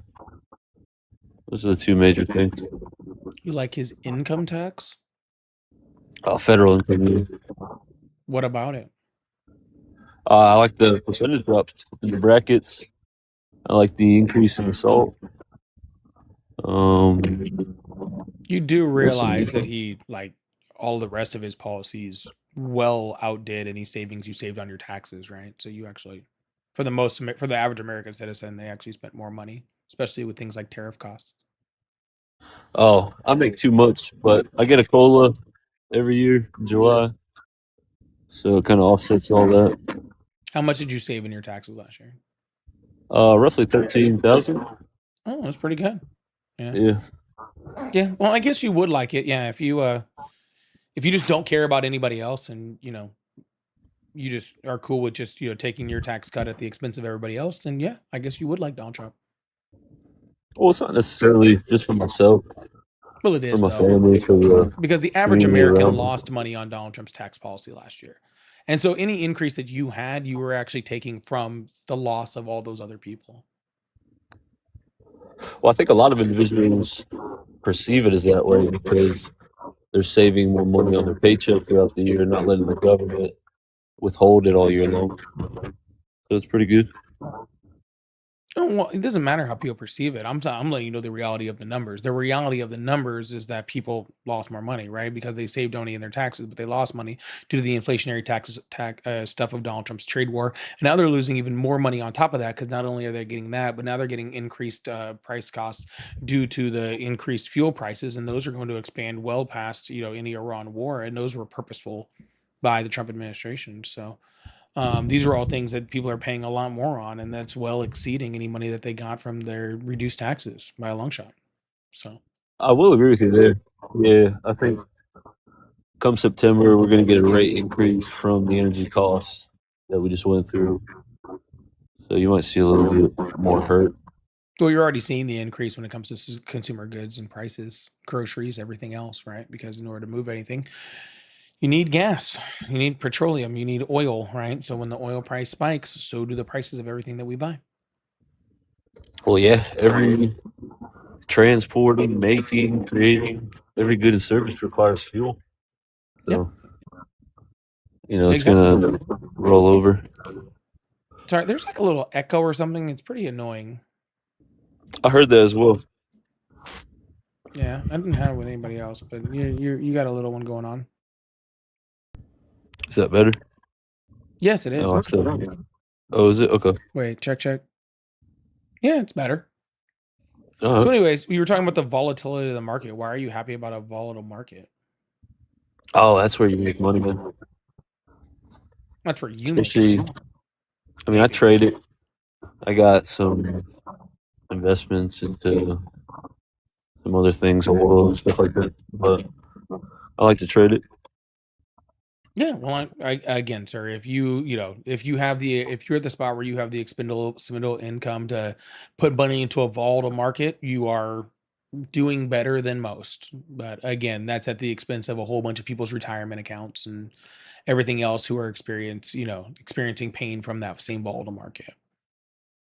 The one thing I would say about Trump, though, and it's like a good indicator of the economy as well, is you can look at every sector almost and see like the continued EPS growth and all that through security. It's a good, factor to kind of gauge the market Yeah, well, economy. Donald Trump specifically said it wasn't a good factor to gauge the market. So, but yeah, I mean, because those things kind of increase regardless. But that echo did come back. I am going to drop you just because that echo was driving me nuts.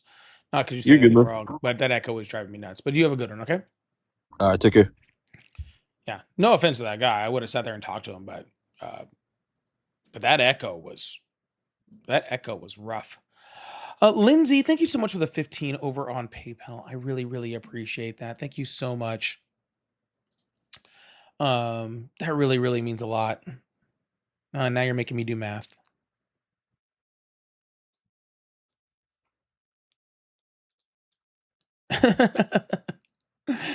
Now you're making me do math. I don't like it. Yeah, no, I think it's just I understand that there's probably a certain amount of people with a certain level of income that are probably making bank. I know a lot of them are in Donald Trump's, camp, right? Oh, sorry, I forgot to read Lindsay's message. I was thinking about the last conversation. Lindsay said, "You keep doing Satan's work. This trans girl thanks you, Lindsay." Oh, thank you so much, Lindsay. I really, really appreciate that. Sorry, I was like reading the message, and then my brain went back to the conversation, and then it went right back to it. Sorry. Thank you so much. That's very, very sweet. We have 158 left on the live goal. We're trying to hit that live goal by the end of the live. Along with still needing that meteor shower over on TikTok to clear out that gift gallery. So yeah, if you guys would like to support, I really appreciate you. Yeah, no, I just think it comes from like a real, I don't know, kind of selfish spot. I can understand that like I said, there's probably a certain amount of people that really do have the ability to put money into a volatile market. And I'm assuming if you have that expendable income to put that money into a volatile market where it's okay for you to lose it, then you probably could make money, right? Especially if you're insider trading, like probably half the people in Donald Trump's administration are doing. But it really is like at the cost of everybody else, right? That's really what it is. It's at the cost of a whole bunch of other people, which I think is the really, really unfortunate part, because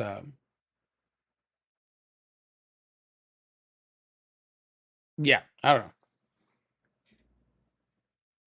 62% of Americans invest in stocks. 62% of Americans invest in stocks in the way that they have 401ks or, like IRAs and stuff like that. They don't invest in stocks on like putting money in and out of a volatile market at the exact right time in order to capitalize on a market that rises and falls on a weekly basis.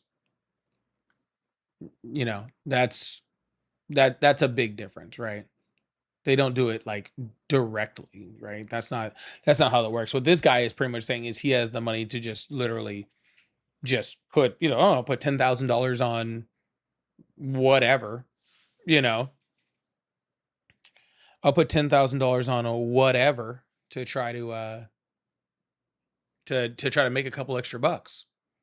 That's great. I don't think most people can do that. No, I can't do that. Mishi, thank you. Mishi and Ryan, thank you so much for the hat and mustaches. I really appreciate that. Yeah. Yeah, I think it's quite a difficult thing to be able to do something like that. Ugh, excuse me. Do you realize 7 of the 10 richest people in the U.S. are Dems? That doesn't surprise me. Democrats are usually better with money. What the funny part is usually when you talk to the Democrats like that, the Democrats that actually do want to, that actually do have money, they're actually usually pretty cool with like raised taxes for the most part. Jeff and Janelle, thank you so much for the gifts. I appreciate that. Yeah, they're usually actually pretty cool with raised taxes. That's what I've seen. They're never like the ones that are like, we need to lower all the taxes so I can make more money. They're usually like, yeah, I don't pay enough in taxes. We should probably fix these tax loopholes. Like we should probably charge me more.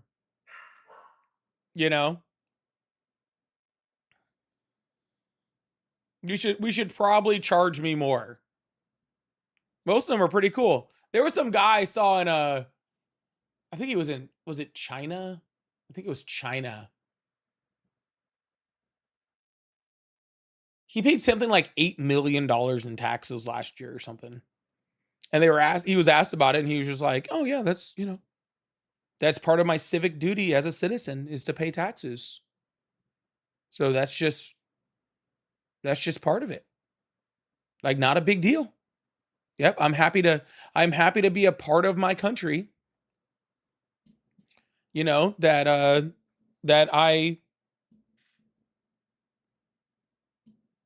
I can do that.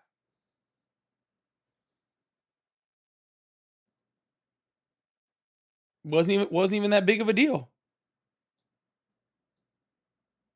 And so yeah. But that's how people, like if you're in China, that's how a patriot acts. If you're in China, that's how. In the US, they would hire 800 million lawyers to just get you out of the tax code, right? People just think about, I don't know. People with money just that's an old saying too. Money changes you, right? Money changes you. It's not in a good way. I don't know. Like I want to I want I want money, but like I don't want that kind of money ever. If I ever get to the part where I have like enough money where it's like where I become like that, like I don't think I want that much. I probably would never get that far, to be completely honest with you. If I had that much money, I would probably end up just like I don't know, start something to help people out or something. I don't know what I would start, but I feel like I would just start something to help people out. I don't think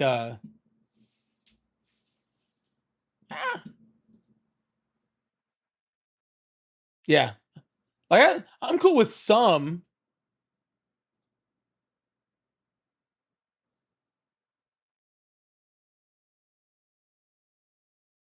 I'm cool with some. I just don't want to have like all of it, There is such thing as too much.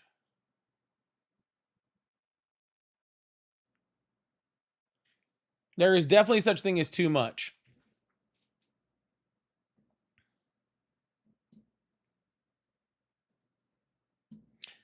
Anyways, if you all support the if you all support the live, you know how. And if you're still a Trump supporter, you can call in on the number that's above my head. Hello, how are you? Hey, I just wanted to call in to ask one question. Okay, so what would you say about like taxes? Because taxing the rich really doesn't work as what people think it does. Well, it would work if we would actually put in a system that made it work. Well, Our right system now, currently let's doesn't work that way, but that's because we've created loopholes in which it doesn't work. right, and that's why I was just wanted to talk about because one of the ways I'm able to make a good bit of money. I'm not going to tell how much, but I got enough where I can basically where I don't have no money at all in my bank account. I can basically buy whatever I want without using the money in my bank account. And how I do this is through loans. I can take out any loan I want and use my company assets as collateral. Yeah, that's how most people get out of. That's how most rich people get out of their taxes. Mhm. And yeah, so I don't have to pay anything in taxes because if anything, I can use the tax cuts to benefit my company. Yeah, I don't believe you should be And able to do that. yeah, Yeah, and I I don't. can I don't do believe you should be able to do that. basically I think you should be taxed. I don't. I think you should be taxed on your net worth. I don't think you should be taxed on. I don't think you should be able to gain assets through your business and then take loans on those assets and then never pay taxes due to those assets. I don't think that should be legal. It is legal. I'm not saying it's so not legal. It is legal. right, What he's doing is completely right, legal, right? That's how everyone, Elon Musk or Jeff Bezos or Zuckerberg or whoever, that's how they all do it. It's legal. I just don't think it should be legal. right. And how would you say about going about it? Because really, there's so much in place to protect us to doing this mechanism and being able. What it ends up doing is attacking the middle class and lower class. Because if you tax me and let's say Congress to say you're no longer able to use your company assets. Okay, well now I'm taxed. I'm just gonna tax it from my employees, and I'm gonna take in the benefit. You can't tax your employees. What are you talking about? Okay, so I can lower the wages basically, And then they or can just go to keep it someplace that at. pays. And then they can go someplace that pays better. But the economy doesn't. When you get to a certain amount, like when you have like multiple employees, it's like 50 cent of a decrease, or just keep them at a pay. It's not going to make too much of a difference, but you can use that. And so, like if you actually have to pay, you can cut those margins lower and lower, or at least keep it right there. I'm not Cut them where saying you that's have to. I don't what we care. would do. That don't bother me. Cut them where you need to. That the market's going to decide your wages. You don't get to decide your wages. The market decides your wages. That's how capitalism To a works. certain extent. No, Let's to keep a in complete mind, extent. If you're willing to pay 50 cents less and somebody else is willing to pay 50 cents more, then your employees are going to leave where you're at if you're not paying or providing the benefits, and they're going to go to that company. Okay? And not to a certain point, necessarily. where doing your job isn't worth doing the job for the money anymore if you keep cutting it, and all of those employees are going to go work someplace else and go do other jobs, to which then your entire business fails. Not to a certain extent, but keep in mind, like minimum wage hasn't gone up. These wages are very close to each other on a competitive level. So it's not like, okay, you leave my company, $21 an hour. It's not like you're going to be able to find one that's going to go much higher, maybe 23. It's not worth the risk for that person to leave. It's It not is the a worth the good risk. It's not practice. the worth the risk now. It will be worth the risk if you start cutting their wages. But, well, there's legal protection. I can't really cut the wage. Then I what are can we talking about? stagnate the wage. You can stagnate their Well, I wage. can Okay. stagnate. Yeah. All right, cool. And then Because they'll you just go to can't some place where it's legally. not stagnated. See, like the sir, you're most likely, and this is just most likely, I'm not saying specifically on you, but you are most likely only paying your employees what you have to pay them now.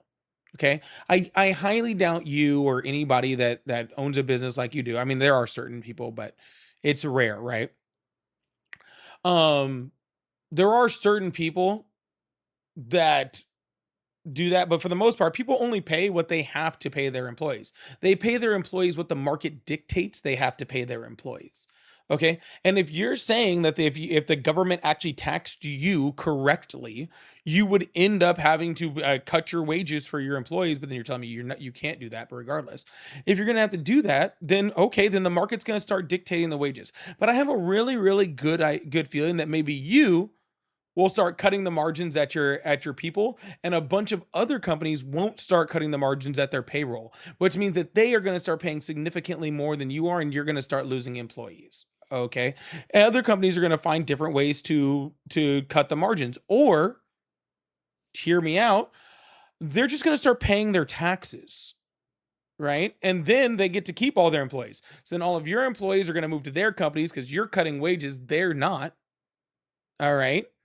And then the market fixes itself. Your company goes out of business, and then we don't have to worry about it. Like the market's going to dictate. Market always dictates wages. The taxing you on your net worth is not going to change the market dictating wages.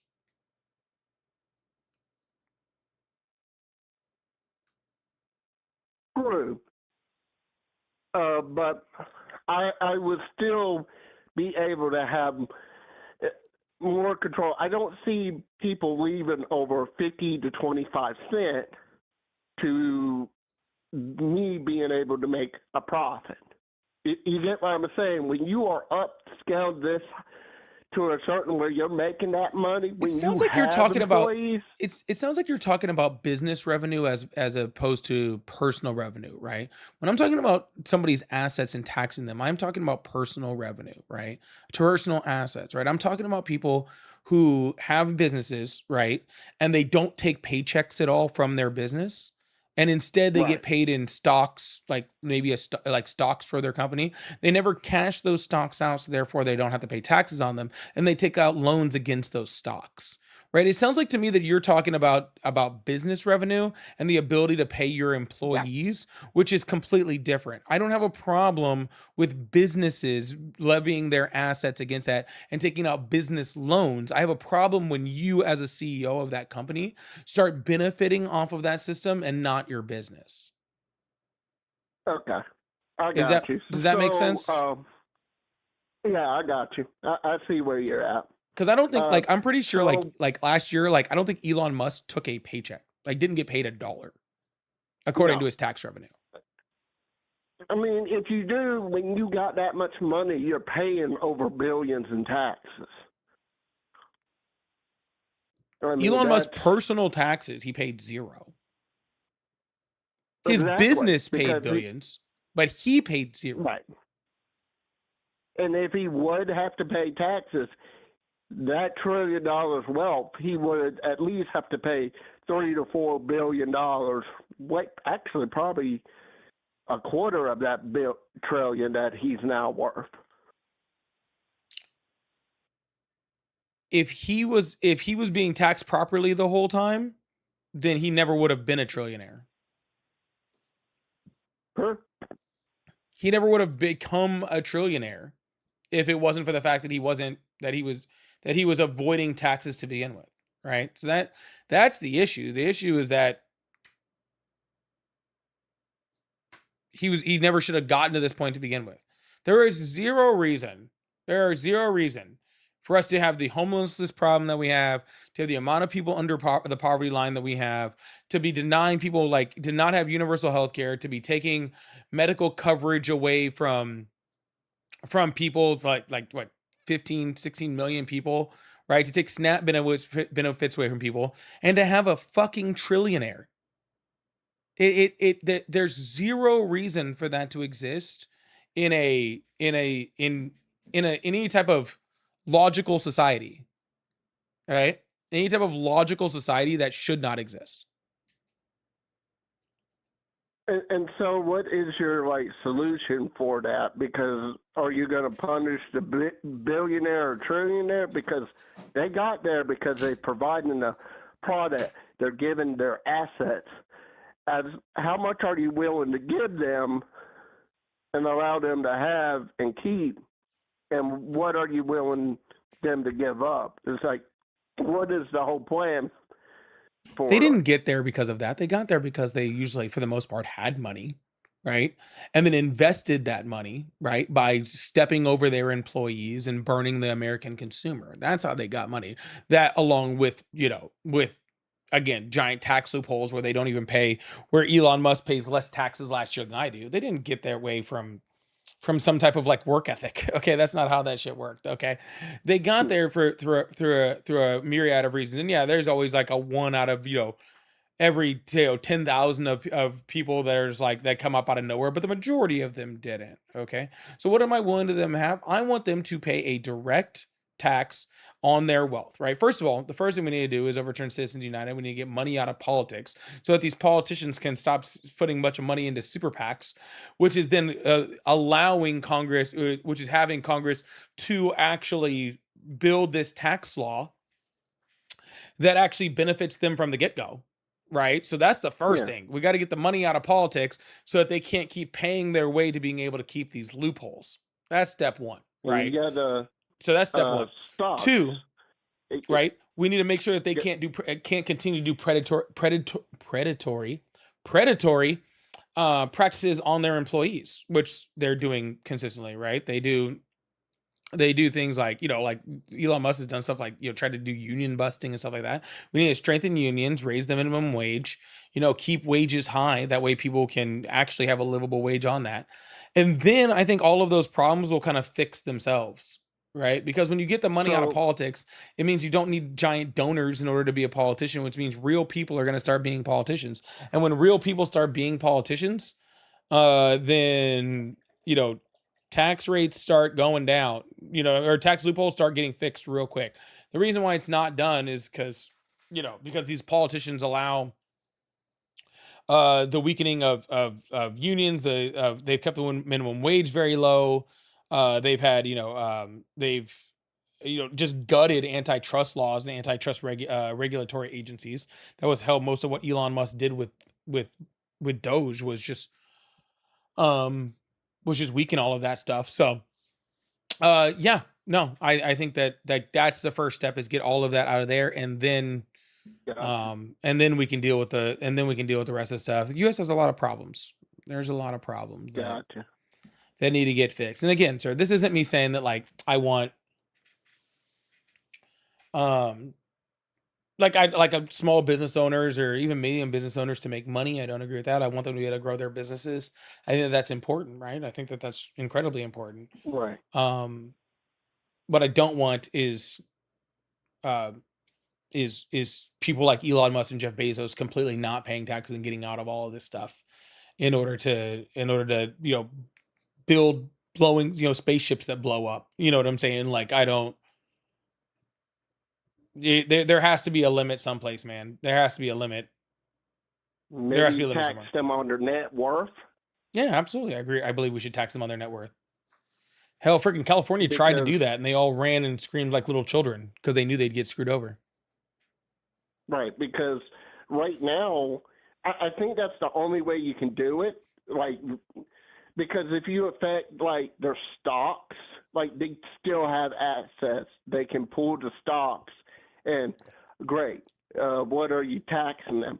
Or they can just get, let's say you limit on what they can have. Well, now they're not super rich, but they will be at the echelon because they got the highest amount of that stock that they can possibly get, and they're constantly using that stock as a way to buy product. Mm-hmm. Yep, they sure are. And so, that's why I think a tax against net worth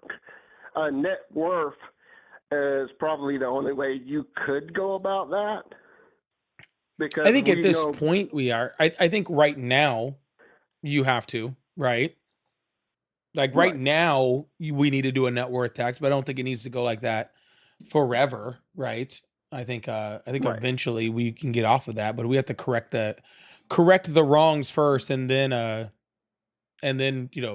push it back around. So I think it's the only way we do it. Ooh, excuse me. I think that's the only way we do it. But anyways, man. All right, dude. I'm gonna let you go. Thanks for coming up. I appreciate the tax talk. All right. No problem. All right, man. Have a good one.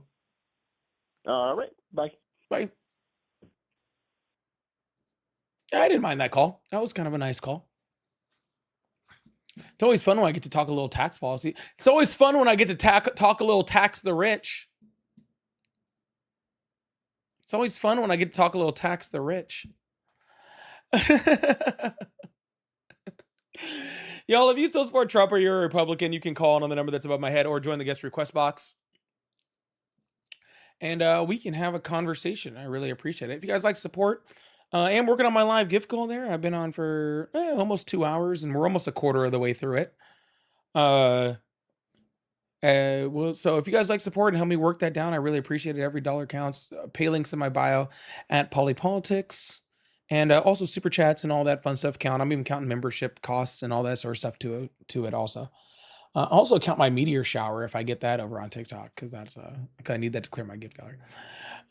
So if you guys like support, I really appreciate that. I don't know. I might be running a 12-hour live today. We'll see. I don't know.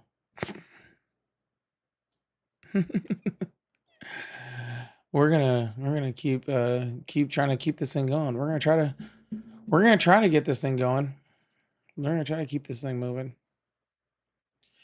Hello, how are you? Hi, how are you? I'm doing excellent. How old are you? 40. Awesome. Do you still support Trump? So when you asked this question last time to me, you tried to insinuate that my values would be applied to your accusation. I don't know who you are, sir. Do you still support Trump?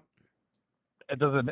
So last time you tried to apply my morality, saying that it's a terrible thing for me to support Trump because he's a sexual assault person.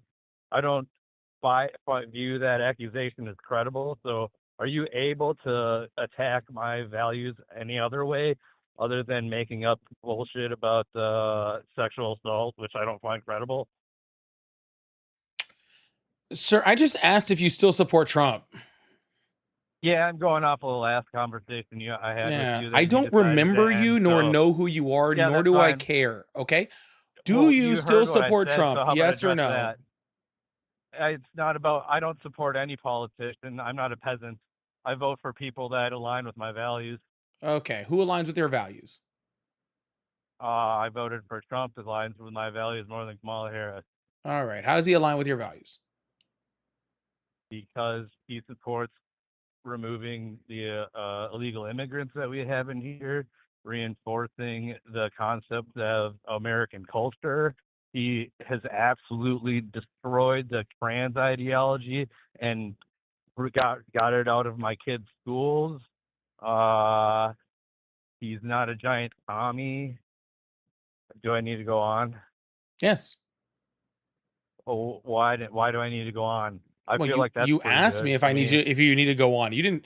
You could have just stopped. Okay. You said, "Do I need to go on?" I said yes. Yeah. Keep going. he got rid of Roe v. Wade, so that's pretty cool. Mm-hmm. It seems like he's gonna start trying to force voter ID, which is pretty dang cool. Mm. Oh, condescending is all you got. Being condescending is all you got. I was just waiting for you to name a value. What do you mean value? None of those are are my values that values. I have from. None of Well, those I are don't care what values. you say. Yeah, those are valuable to me to have I didn't say they as weren't qualities. valuable So to you. I said they I weren't don't care. That's why I values. voted for him. That's Things that why I are voted for him. values and things that are valuable to you are two different things. Yeah, I don't. That's why I voted for Trump. So I don't know what more you You want. think you don't know the difference between something that you value, So okay, or address something the that's points that I've valuable. made, or try Those are to two make different up. things. Just address the points I made, bro. I am addressing your point. You said he aligns with your values and you didn't No, name you a didn't. value. Yes, and I made a list. Now go off the list and explain why I'm wrong. I didn't say you were wrong. Okay, then so what's your issue? How could I say you're wrong? All you're saying is your fifis. Okay, so then what's your issue? You're literally just saying I feel like XYZ Trump blah blah supporters blah to blah call blah in. yada yada yada. You want people that voted for Trump to call in. I'm calling in. You seem to have an issue with people that voted for Trump. So you're the one that's wanting us to call in. Are you just saying, well, want us to call in and give you like our values or like our reasons why we voted him, and that's it? Yep, that's all. Okay. Well, that was all.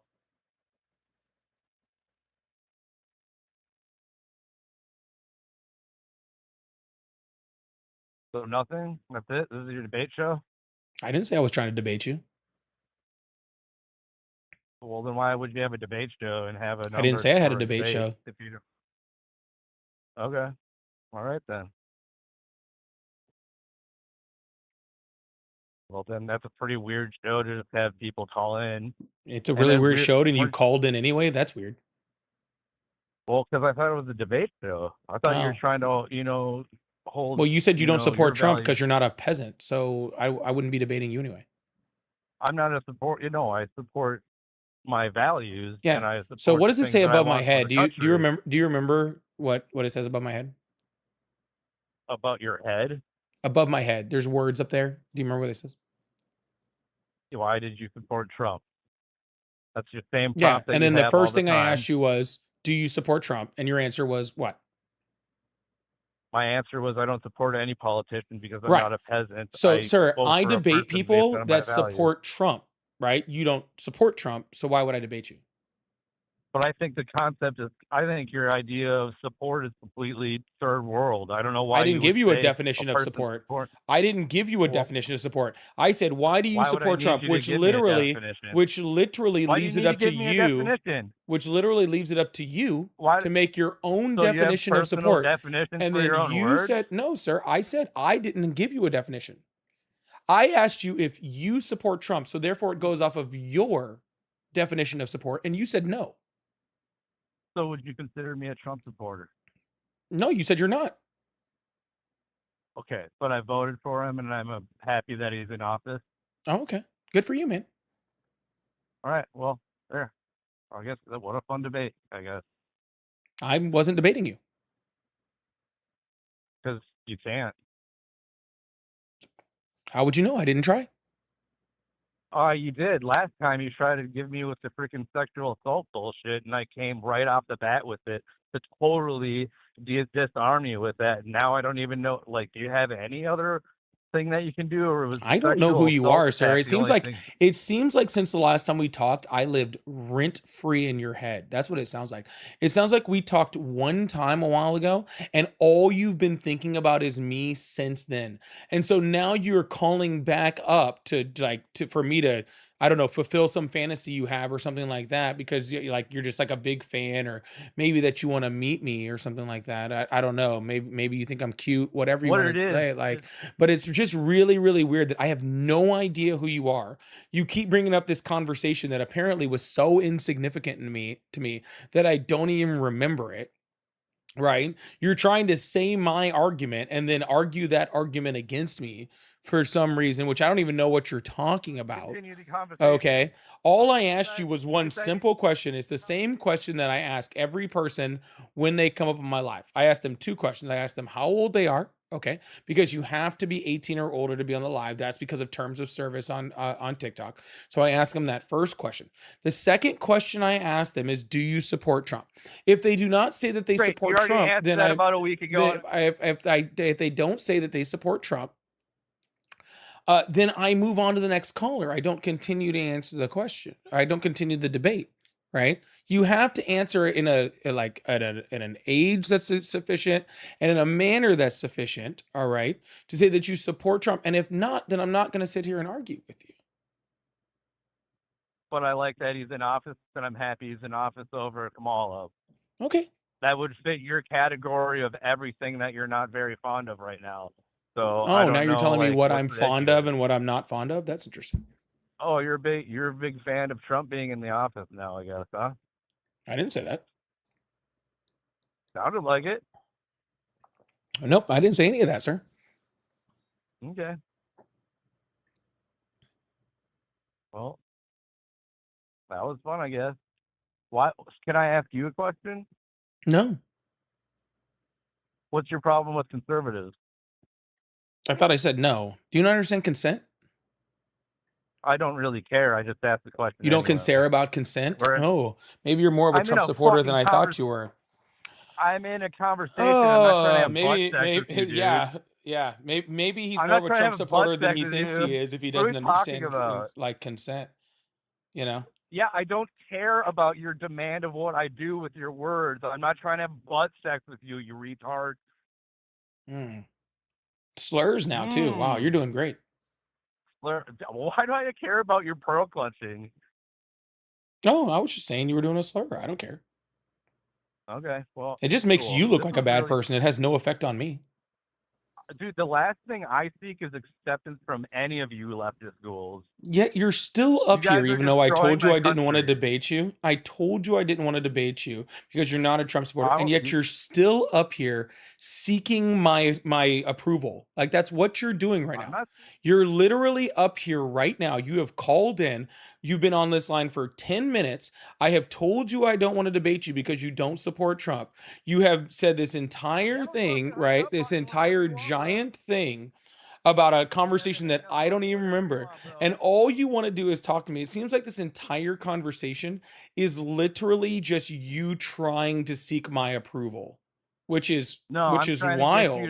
If you don't want my approval, sir, if you don't want my approval, you can hang up whenever you like.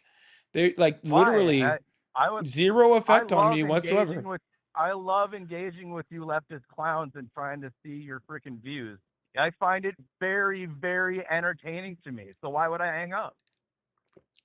Because you're not seeking approval, right? Because I'm not. When did I say I was seeking your approval? No, I mean that's the only reason for you to be here at this point.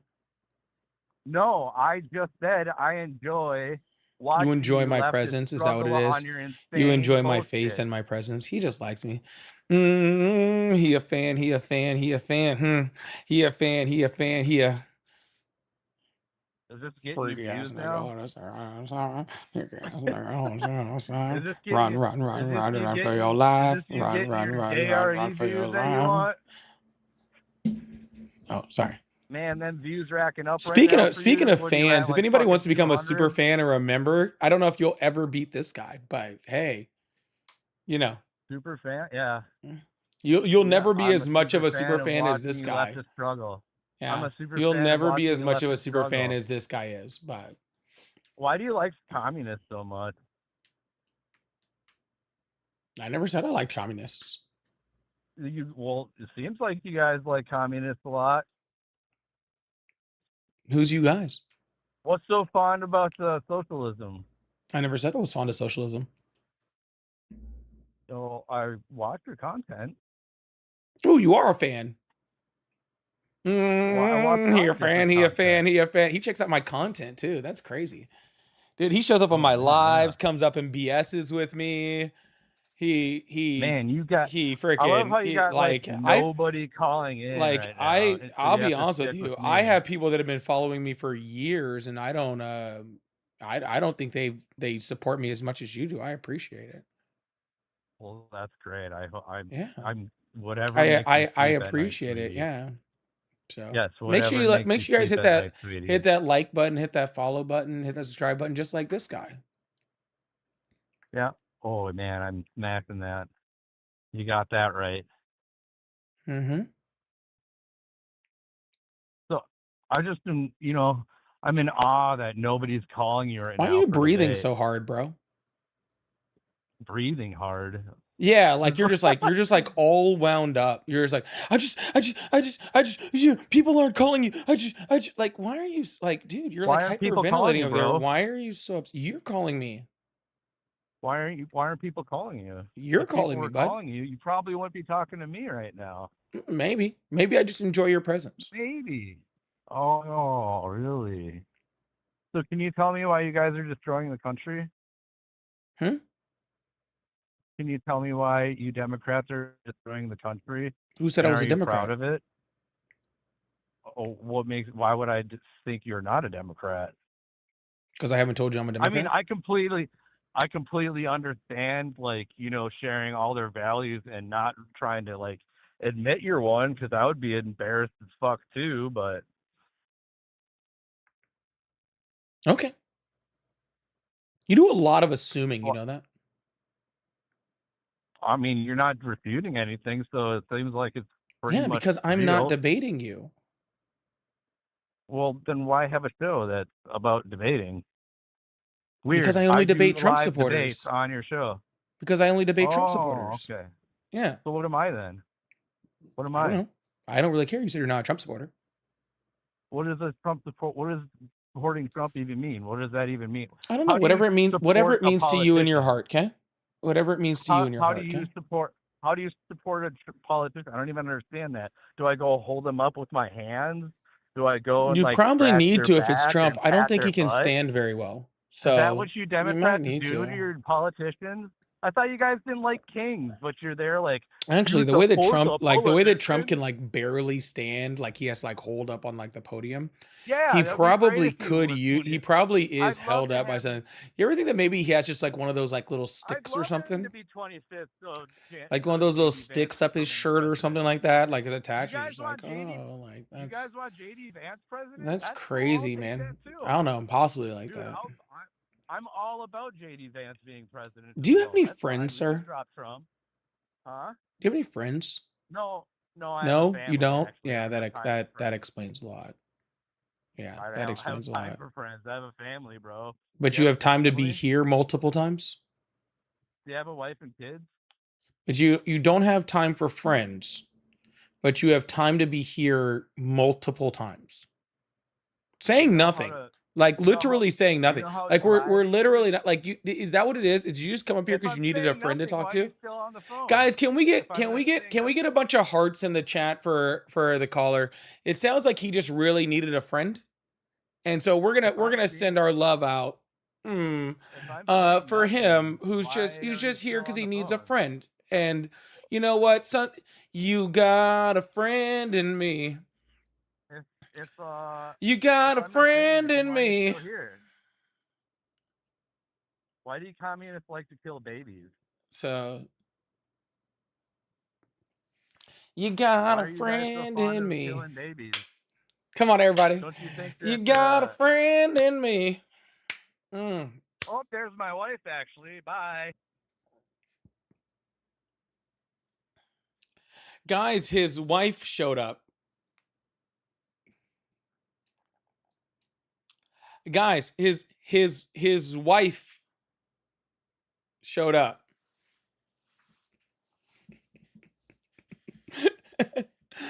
All right. If you actually support Trump and actually want to have a conversation, please call in. Please join the guest request box. That was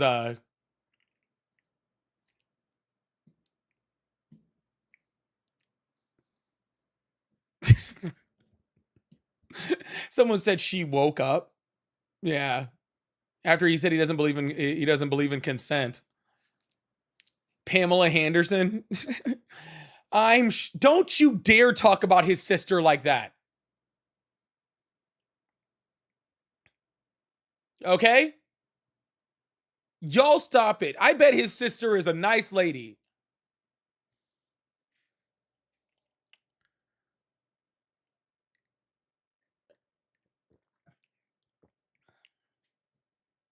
Just because she's also his wife, all right? Doesn't mean you guys should just talk shit. Okay?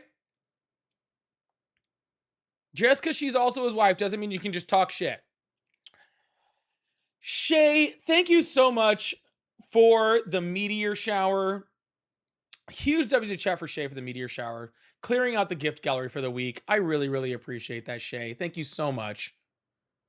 That really means a lot to me. Thank you so much. And Mishi with the money gun too. That's very sweet. Thank you guys so much.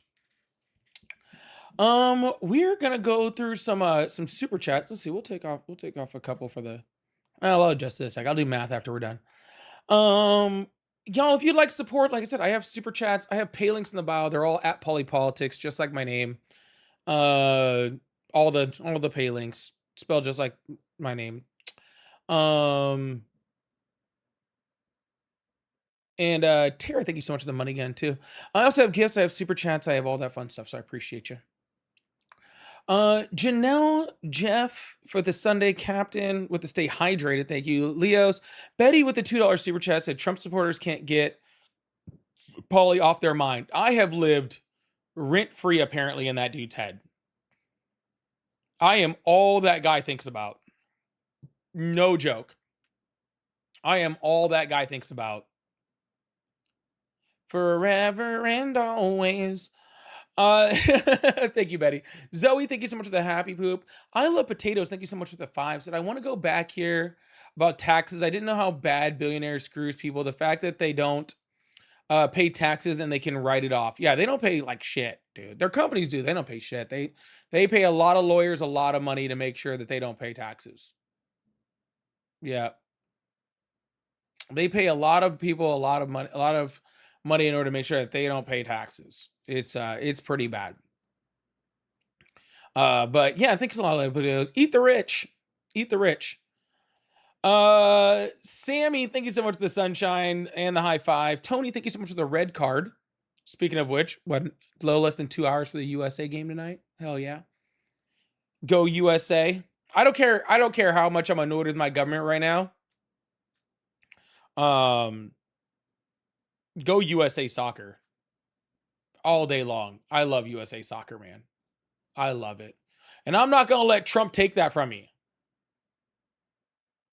Okay? And I'm not going to let Trump take that from me. I love US soccer. All right? Men and women's. Doesn't matter. Love it all. It's all great.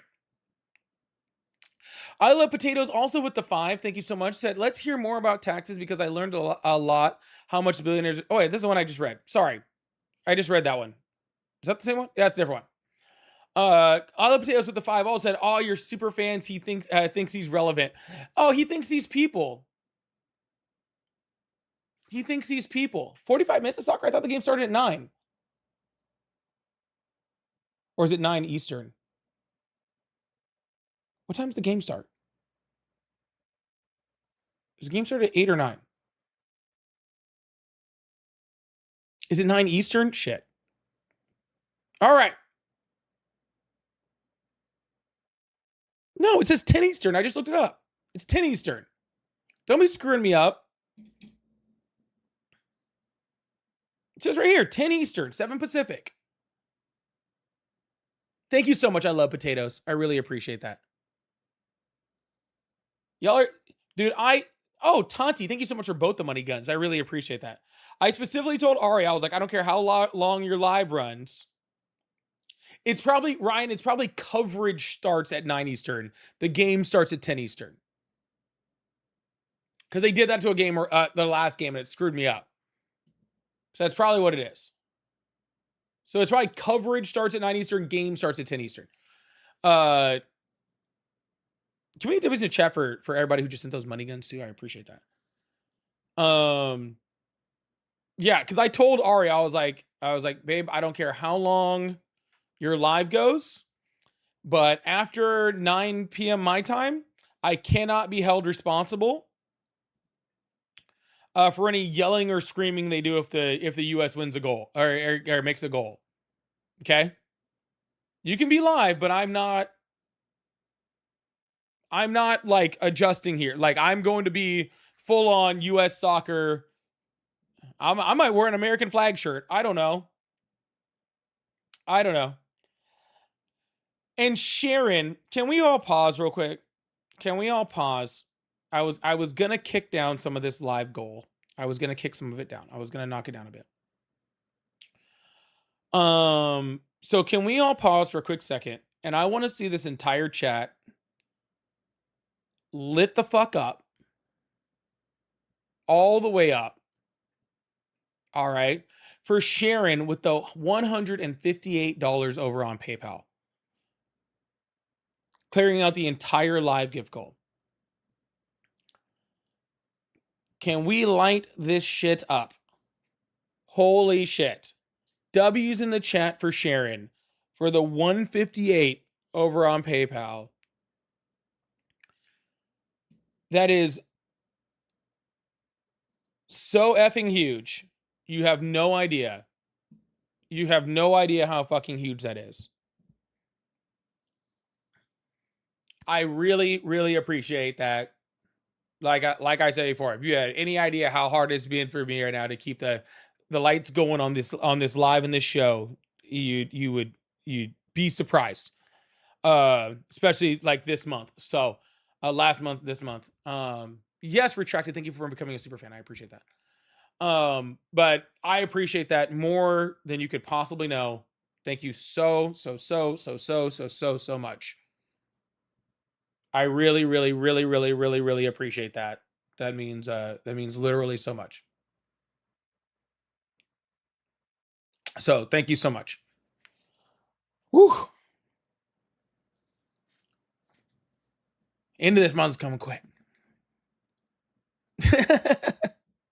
Thank you so much.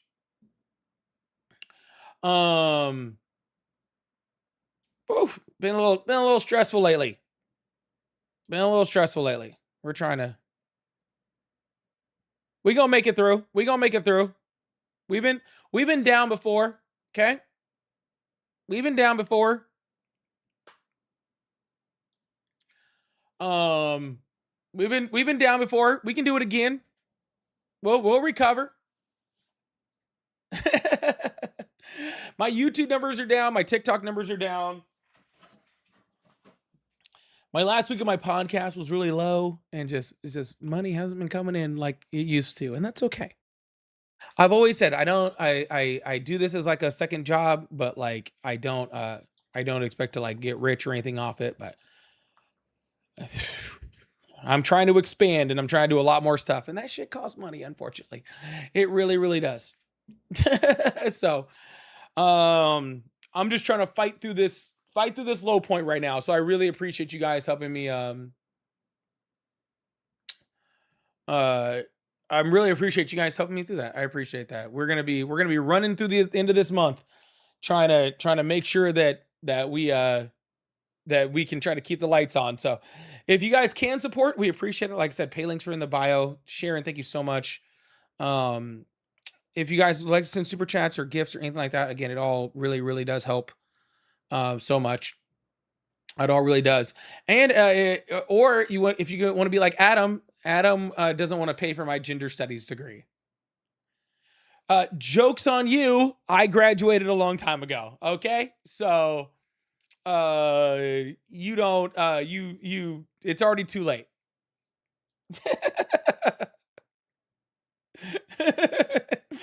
It's already too late.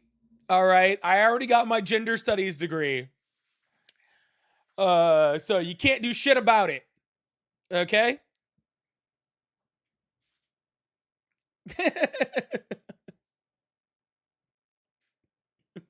You can't do shit about it. Oh, new subscriber. Thanks, Isaiah, for subscribing. I appreciate that.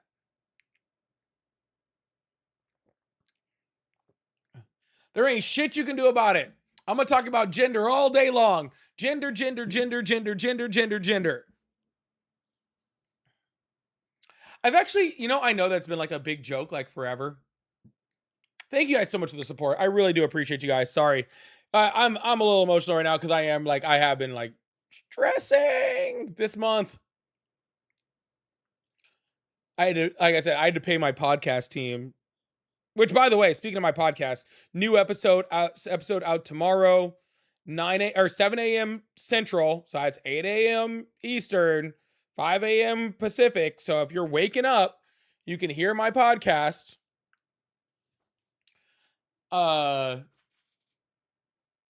So make sure you guys are listening to it, checking it out.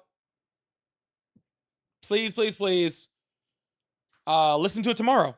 I'll be posting some clips of it tomorrow also, but it'll be releasing at 7 a.m. tomorrow. But yeah, I went to go pay my podcast team and I'm like, help. Okay. Anyways, I think they're doing a great job, by the way. WC chat for my podcast team. I think they're doing a great job. Yeah, WC chat for my podcast team. They're doing great. Robin, thank you so much for becoming a super fan. I saw that. Thank you so much. And I retracted. Thank you so much for, I don't even know what those things are, but they're cool. Thank you. And Tati, thank you so much for the DJ glasses. Tomorrow's is probably my most interesting interview.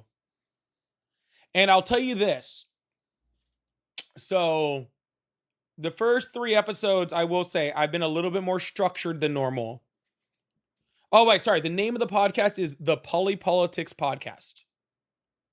Okay. If you go to my bio, you'll find my link tree. If you click on my link tree, the first link has a link to the podcast, and you can find it on Spotify. You can find it on Apple. You can find it on Audible. You can find it on wherever you find it. You can find the link to it there. So hit that follow button, leave a rating, listen to the episodes. Really appreciate you. So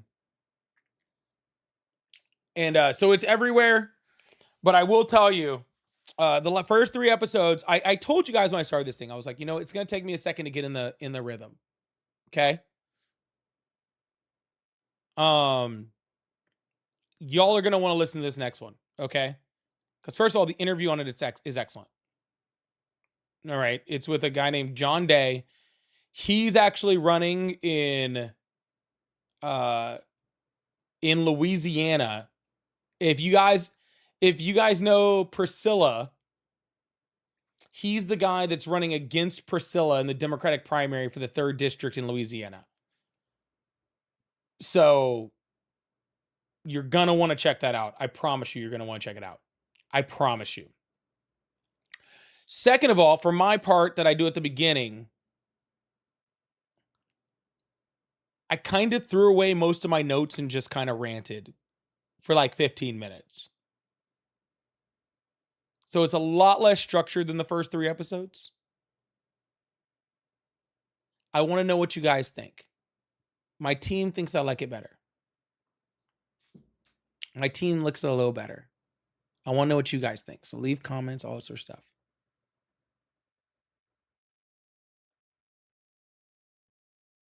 Ryan, this one's the one that'll be out tomorrow at 7 a.m.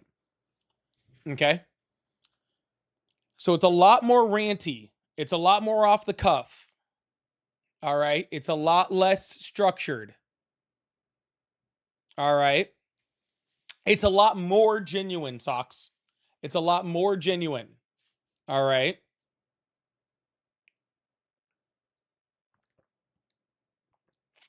So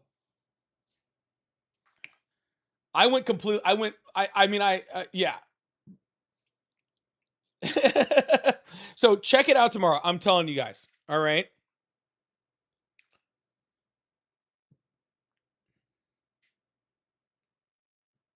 Check it out tomorrow. You guys are going to want to. 7 a.m. tomorrow. Yeah, so I went on this like giant rant on Tuesday night. And I was like, I kind of like ranting.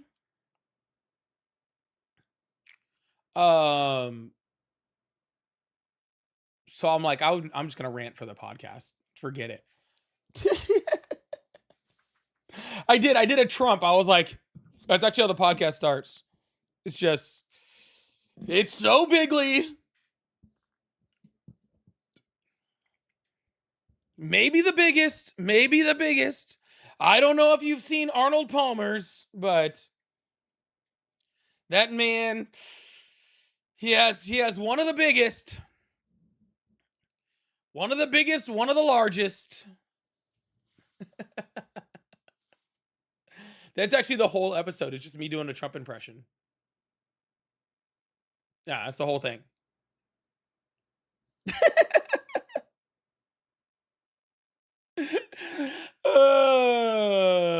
That was the whole thing. I just want to do that. Y'all, if you still support Trump, you can join the guest request box or call in. I really appreciate y'all. Sherilyn, I hope I said that right. Sherilyn, thank you so much for the $50 over on Cash App. I really, really appreciate that. Said, I'll be listening tomorrow. W's in the chat for Sherilyn for not only the big 5-0, but also for listening to the podcast tomorrow. That's like a double win. That's like a double win. That's like wins on wins on wins.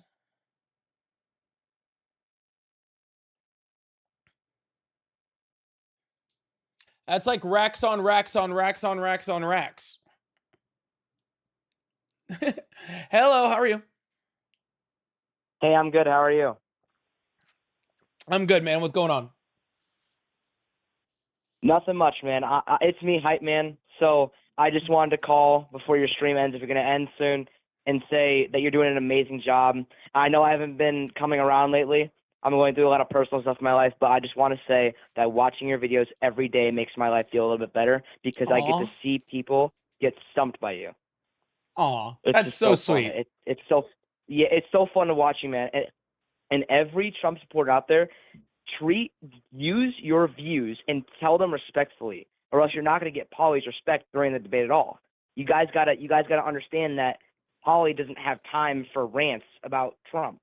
Okay, you guys have to respect each other's beliefs and respect each other's time. That's all I want to say, Polly. Polly, I love you. Keep doing what you're doing, man. Keep it up, brother. Love you. Thank you so much, man. Have a good one. Yeah, ain't nobody got time for that. I didn't put on no shoes or nothing, Jesus. All right. Ain't nobody got time for that.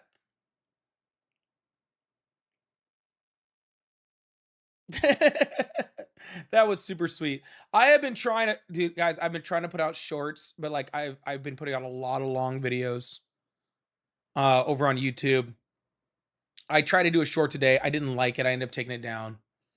But I have been I'm trying to get back onto shorts. I'm doing my best over here. So sorry that the shorts have been a little light. But what I've been trying to do on the tubes is I've been trying to release a debate video. And then right after that, I'm trying to release a rant video the next day where I just talk about something. Where like this week I talked about the housing bill that Donald Trump shot down. So I'm trying to kind of go back and forth, right? I'm trying to kind of go back and forth with the videos. The videos where I talk about stuff, not doing great so far. Okay, just thought I'd let you know. You guys are not big fans of those. That's okay. We are releasing them anyway. I am going to release them until you guys like them. I am going to release them until either I get better at them or you start liking what I'm doing. I don't know which one, but one of those two things is going to happen. All right? One of those two things is going to happen. Either you're going to either I'm going to get good enough at them where you guys want to watch them, or you guys are just going to get used to them to the point where you guys want to watch them. I don't know which one. Okay? Ugh. I don't know which one yet.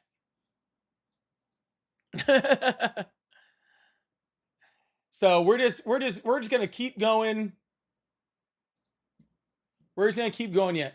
If you guys haven't already started following my podcast, So my job is not. We're gonna play the trailer real quick while I take a quick break.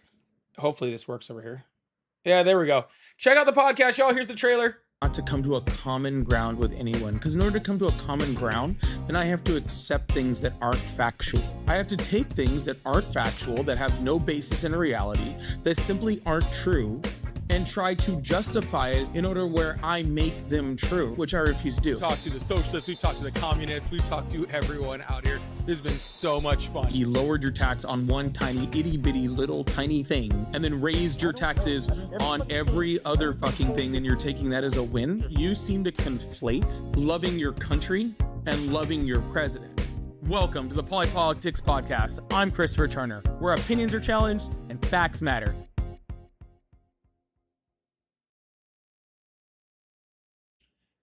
And there we go. There it is.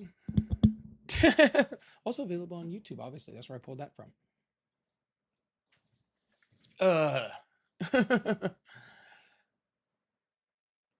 Tara, thank you so much. I really appreciate that. That is actually like incredibly sweet. I am, like I said, I am losing a lot of money on it. So I'm putting a lot into the fact that you're right.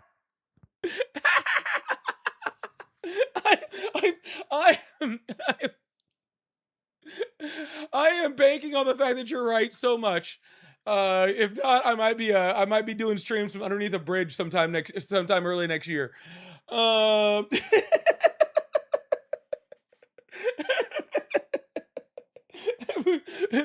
Polly live from underneath your local bridge. He'll be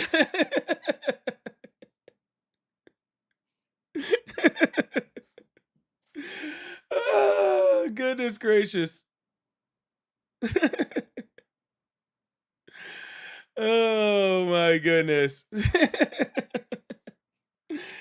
No, we can hope. Hello, how are you? I need to be attached to someone. Legal for me is. All right, that was an accident.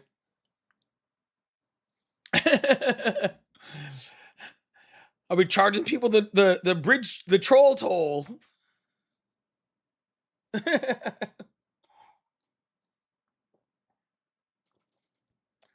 I'll be paying people the troll toll to pay for everything.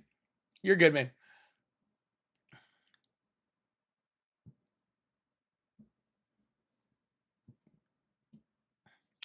If I did fail, would I be looking at a handout to make a stupid decision? No, if I fail, I'm giving it, my goal is to give it a year. And then, like, if I'm not at least cutting even by then I'll quit. That's my goal. My goal is give it a whole year. If at the end of that year, I'm not at least not losing money, then I call that a success. But that's why I play so much on it. That's why I post so much stuff on it. That's why I do all this stuff, because I need to get this thing to like 5,000 downloads a week. If I can get it's at like 11, well, up until last week it was like at 11. The first two episodes, or the second episode was like 1,100 downloads total. And this week I think we're a little low on that. Yeah, we're a little low this week. I think we're only at like 800 or so. But yeah, I got to get it up to about 5,000 ish. And if I can get it up to that, then I can start asking for sponsors and stuff, and that way we can start cutting it even. You know? Huh? It is. Actually, it's about 10,000 that it really needs to be, but 5,000 I can start trying. But I mean, I've had videos. I've had TikTok videos that have gone, well over that. I've had YouTube videos that have gone well over that. So we just got to get the podcast to be going well over that. That's all.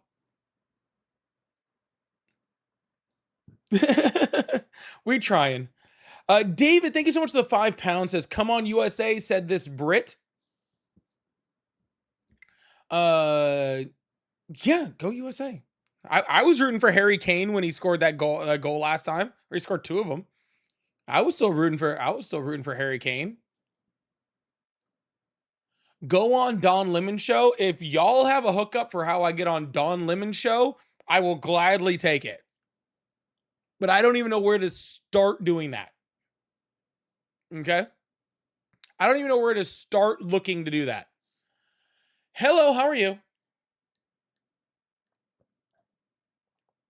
Hello? Hello? Hi, how old are you? Hello? Huh? Hi, how old are you? 23. Awesome. Do you still support Trump? Yes, I do. Awesome. Why is that? Because I feel like he has America's best interest at hand, you know. No, I don't. Smart guy. No, he's not. Huh? Oh yeah? Prove me wrong then. His business teacher at Wharton called him the dumbest student that he'd ever taught. Are you sure you weren't talking about your teachers or? No, my teachers never taught Donald Trump. Talk about you, dumbass.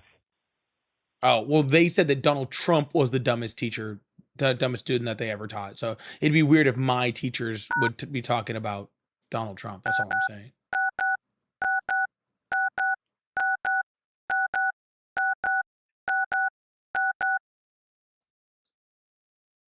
Are you done, child? All right. Well, that's why he thinks Donald Trump is smart, is because he's a mouth breather. Because he's an actual mouth breather. Yeah, they just gave up. Yeah. I guess somebody like that would think something like that. Give the podcast some time. It's rough at first. Yeah, I know. I'm trying. My podcast team, she's telling me that. She tells me all the time, podcasts are like some of the hardest things to start. And she's like, I've started a bunch of these and they had 10 views the first episode. So you've had, she's like, you're at like 1,000 after 2 episodes. You're doing great. And I'm like, okay, well, that's fair. Hello, how are you? Hi, how you doing, sir? Hi, how old are you? I'm 27. Awesome. Do you still support Trump? I do. I actually do. All right. Why do you actually do? I do because I feel like in the global, landscape politics, right? It's chess, not checkers. China, Russia, and Iran, they're making moves to undermine America, and they've been bullying us around for the longest. I don't want to make this conversation too deep about geopolitics, but that's why I support them. Essentially, I feel like the earth is a big place, and these countries have been trying to undermine us, and I feel like Trump has stood up and said, yo, we're not going to get bullied anymore. So that's basically it. China literally made deals with like all of our partners after Donald Trump started a trade war. They're literally bullying us right now. Iran right now. just Okay. literally got everything they wanted from the peace deal, and they're still bombing boats in the Strait of Hormuz. Well, at least Trump was somebody that stood up against it, Like, would Kamala Harris have done something? I think she would have appeased Iran. He stood up against them and gave them $400 billion. That's standing up to them. Trump? Yeah. $400 billion? When do we do that? Yeah, the MOU that JD Vance went and signed gave them a coalition fund of $300 billion to rebuild their country, plus $100 billion in release of assets, plus releases on sanctions, which equals about $100 million ish, give or take every single week, which ends up being something like 60 to 70 billion a year. And he left. All right. Am I just really informing all of these people of this, like right now?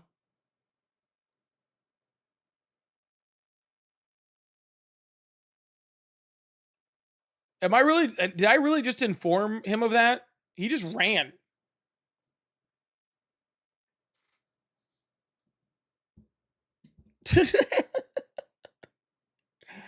Anyways, what I was saying, yeah, like, so I don't know. They're doing, see, I don't even know how many. Let's see. Yeah, this one was a little light, like 900. Yeah, so I guess I was just under 1,000 or so total. But most of those came from YouTube. I really need to build up on Spotify and Apple and all the other fun stuff. Yeah, we were down. We had 140 views the first episode, 133 views the second episode, and 28 the third episode on Spotify. Third episode y'all did not like the third episode. So hopefully you like episode 4 more. Why am I getting all the calls now?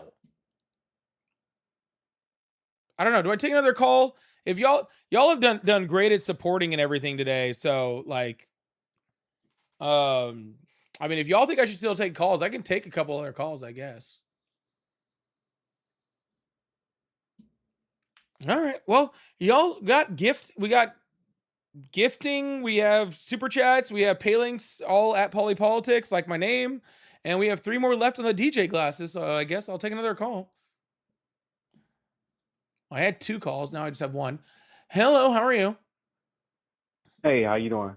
I'm doing great. How old are you? I'm 36. Awesome. Do you still support Trump? I never supported him. Oh, never mind. We're not actually getting calls. We're just getting we're getting friendlies. That's okay. Anyway, what's on your mind?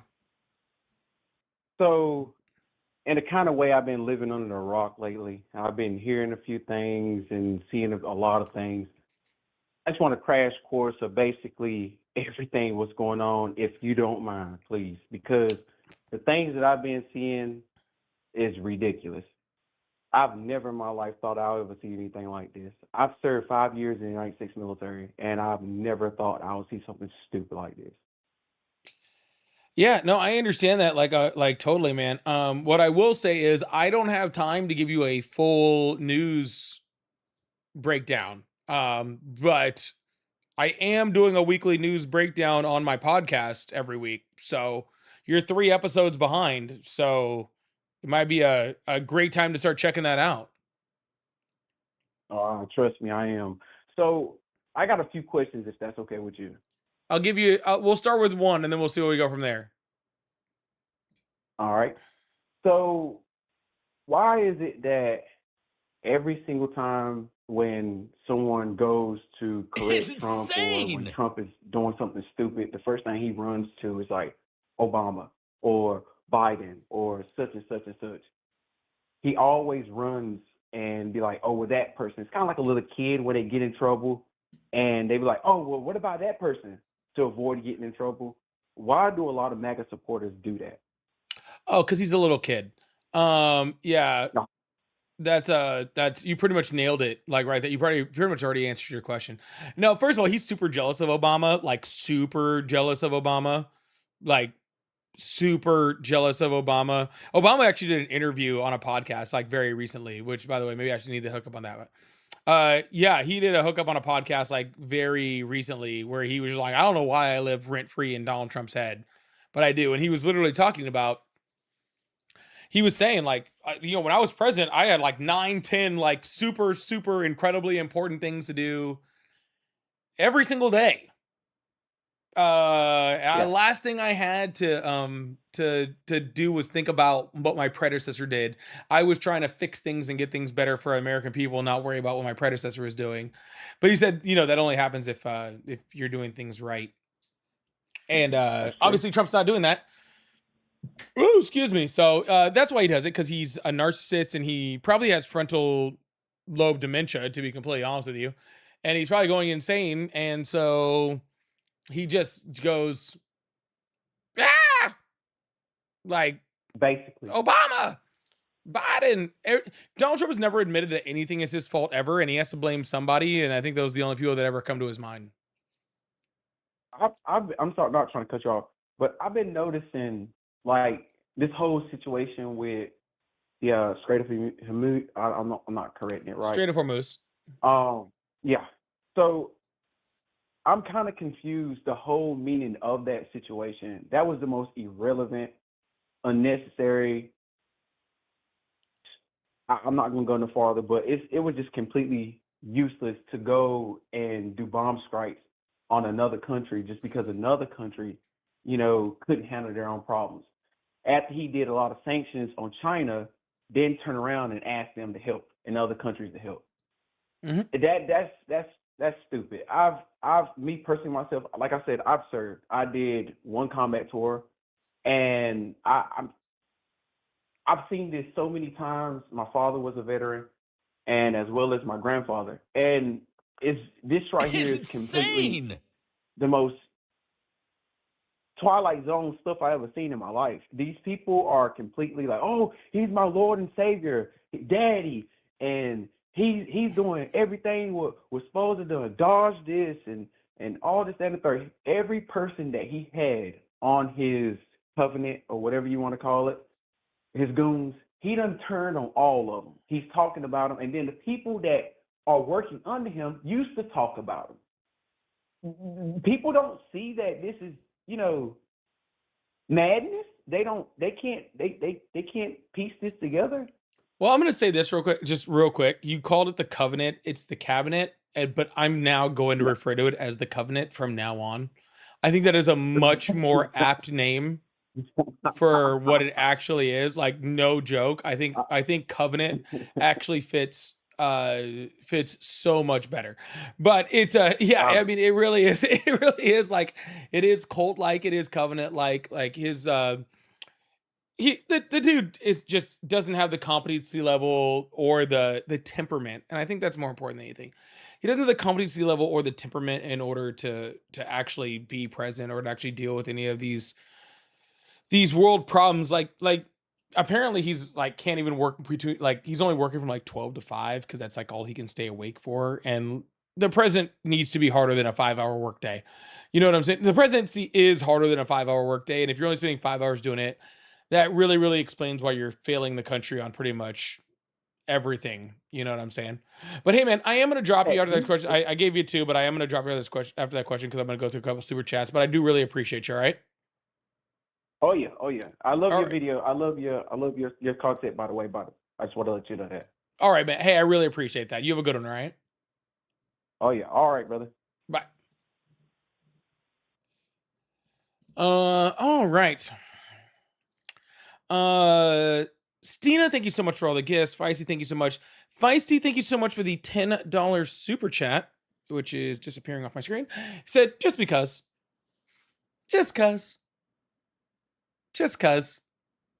Thank you, Feisty. I really appreciate that. That means a lot to me. Oh, goodness. Thank you so much. And Chester, thank you so much for the $10 super chat. Said, everyone, please watch the Polypolitics podcast and like and share it out on all the socials. Yes, please do all of that.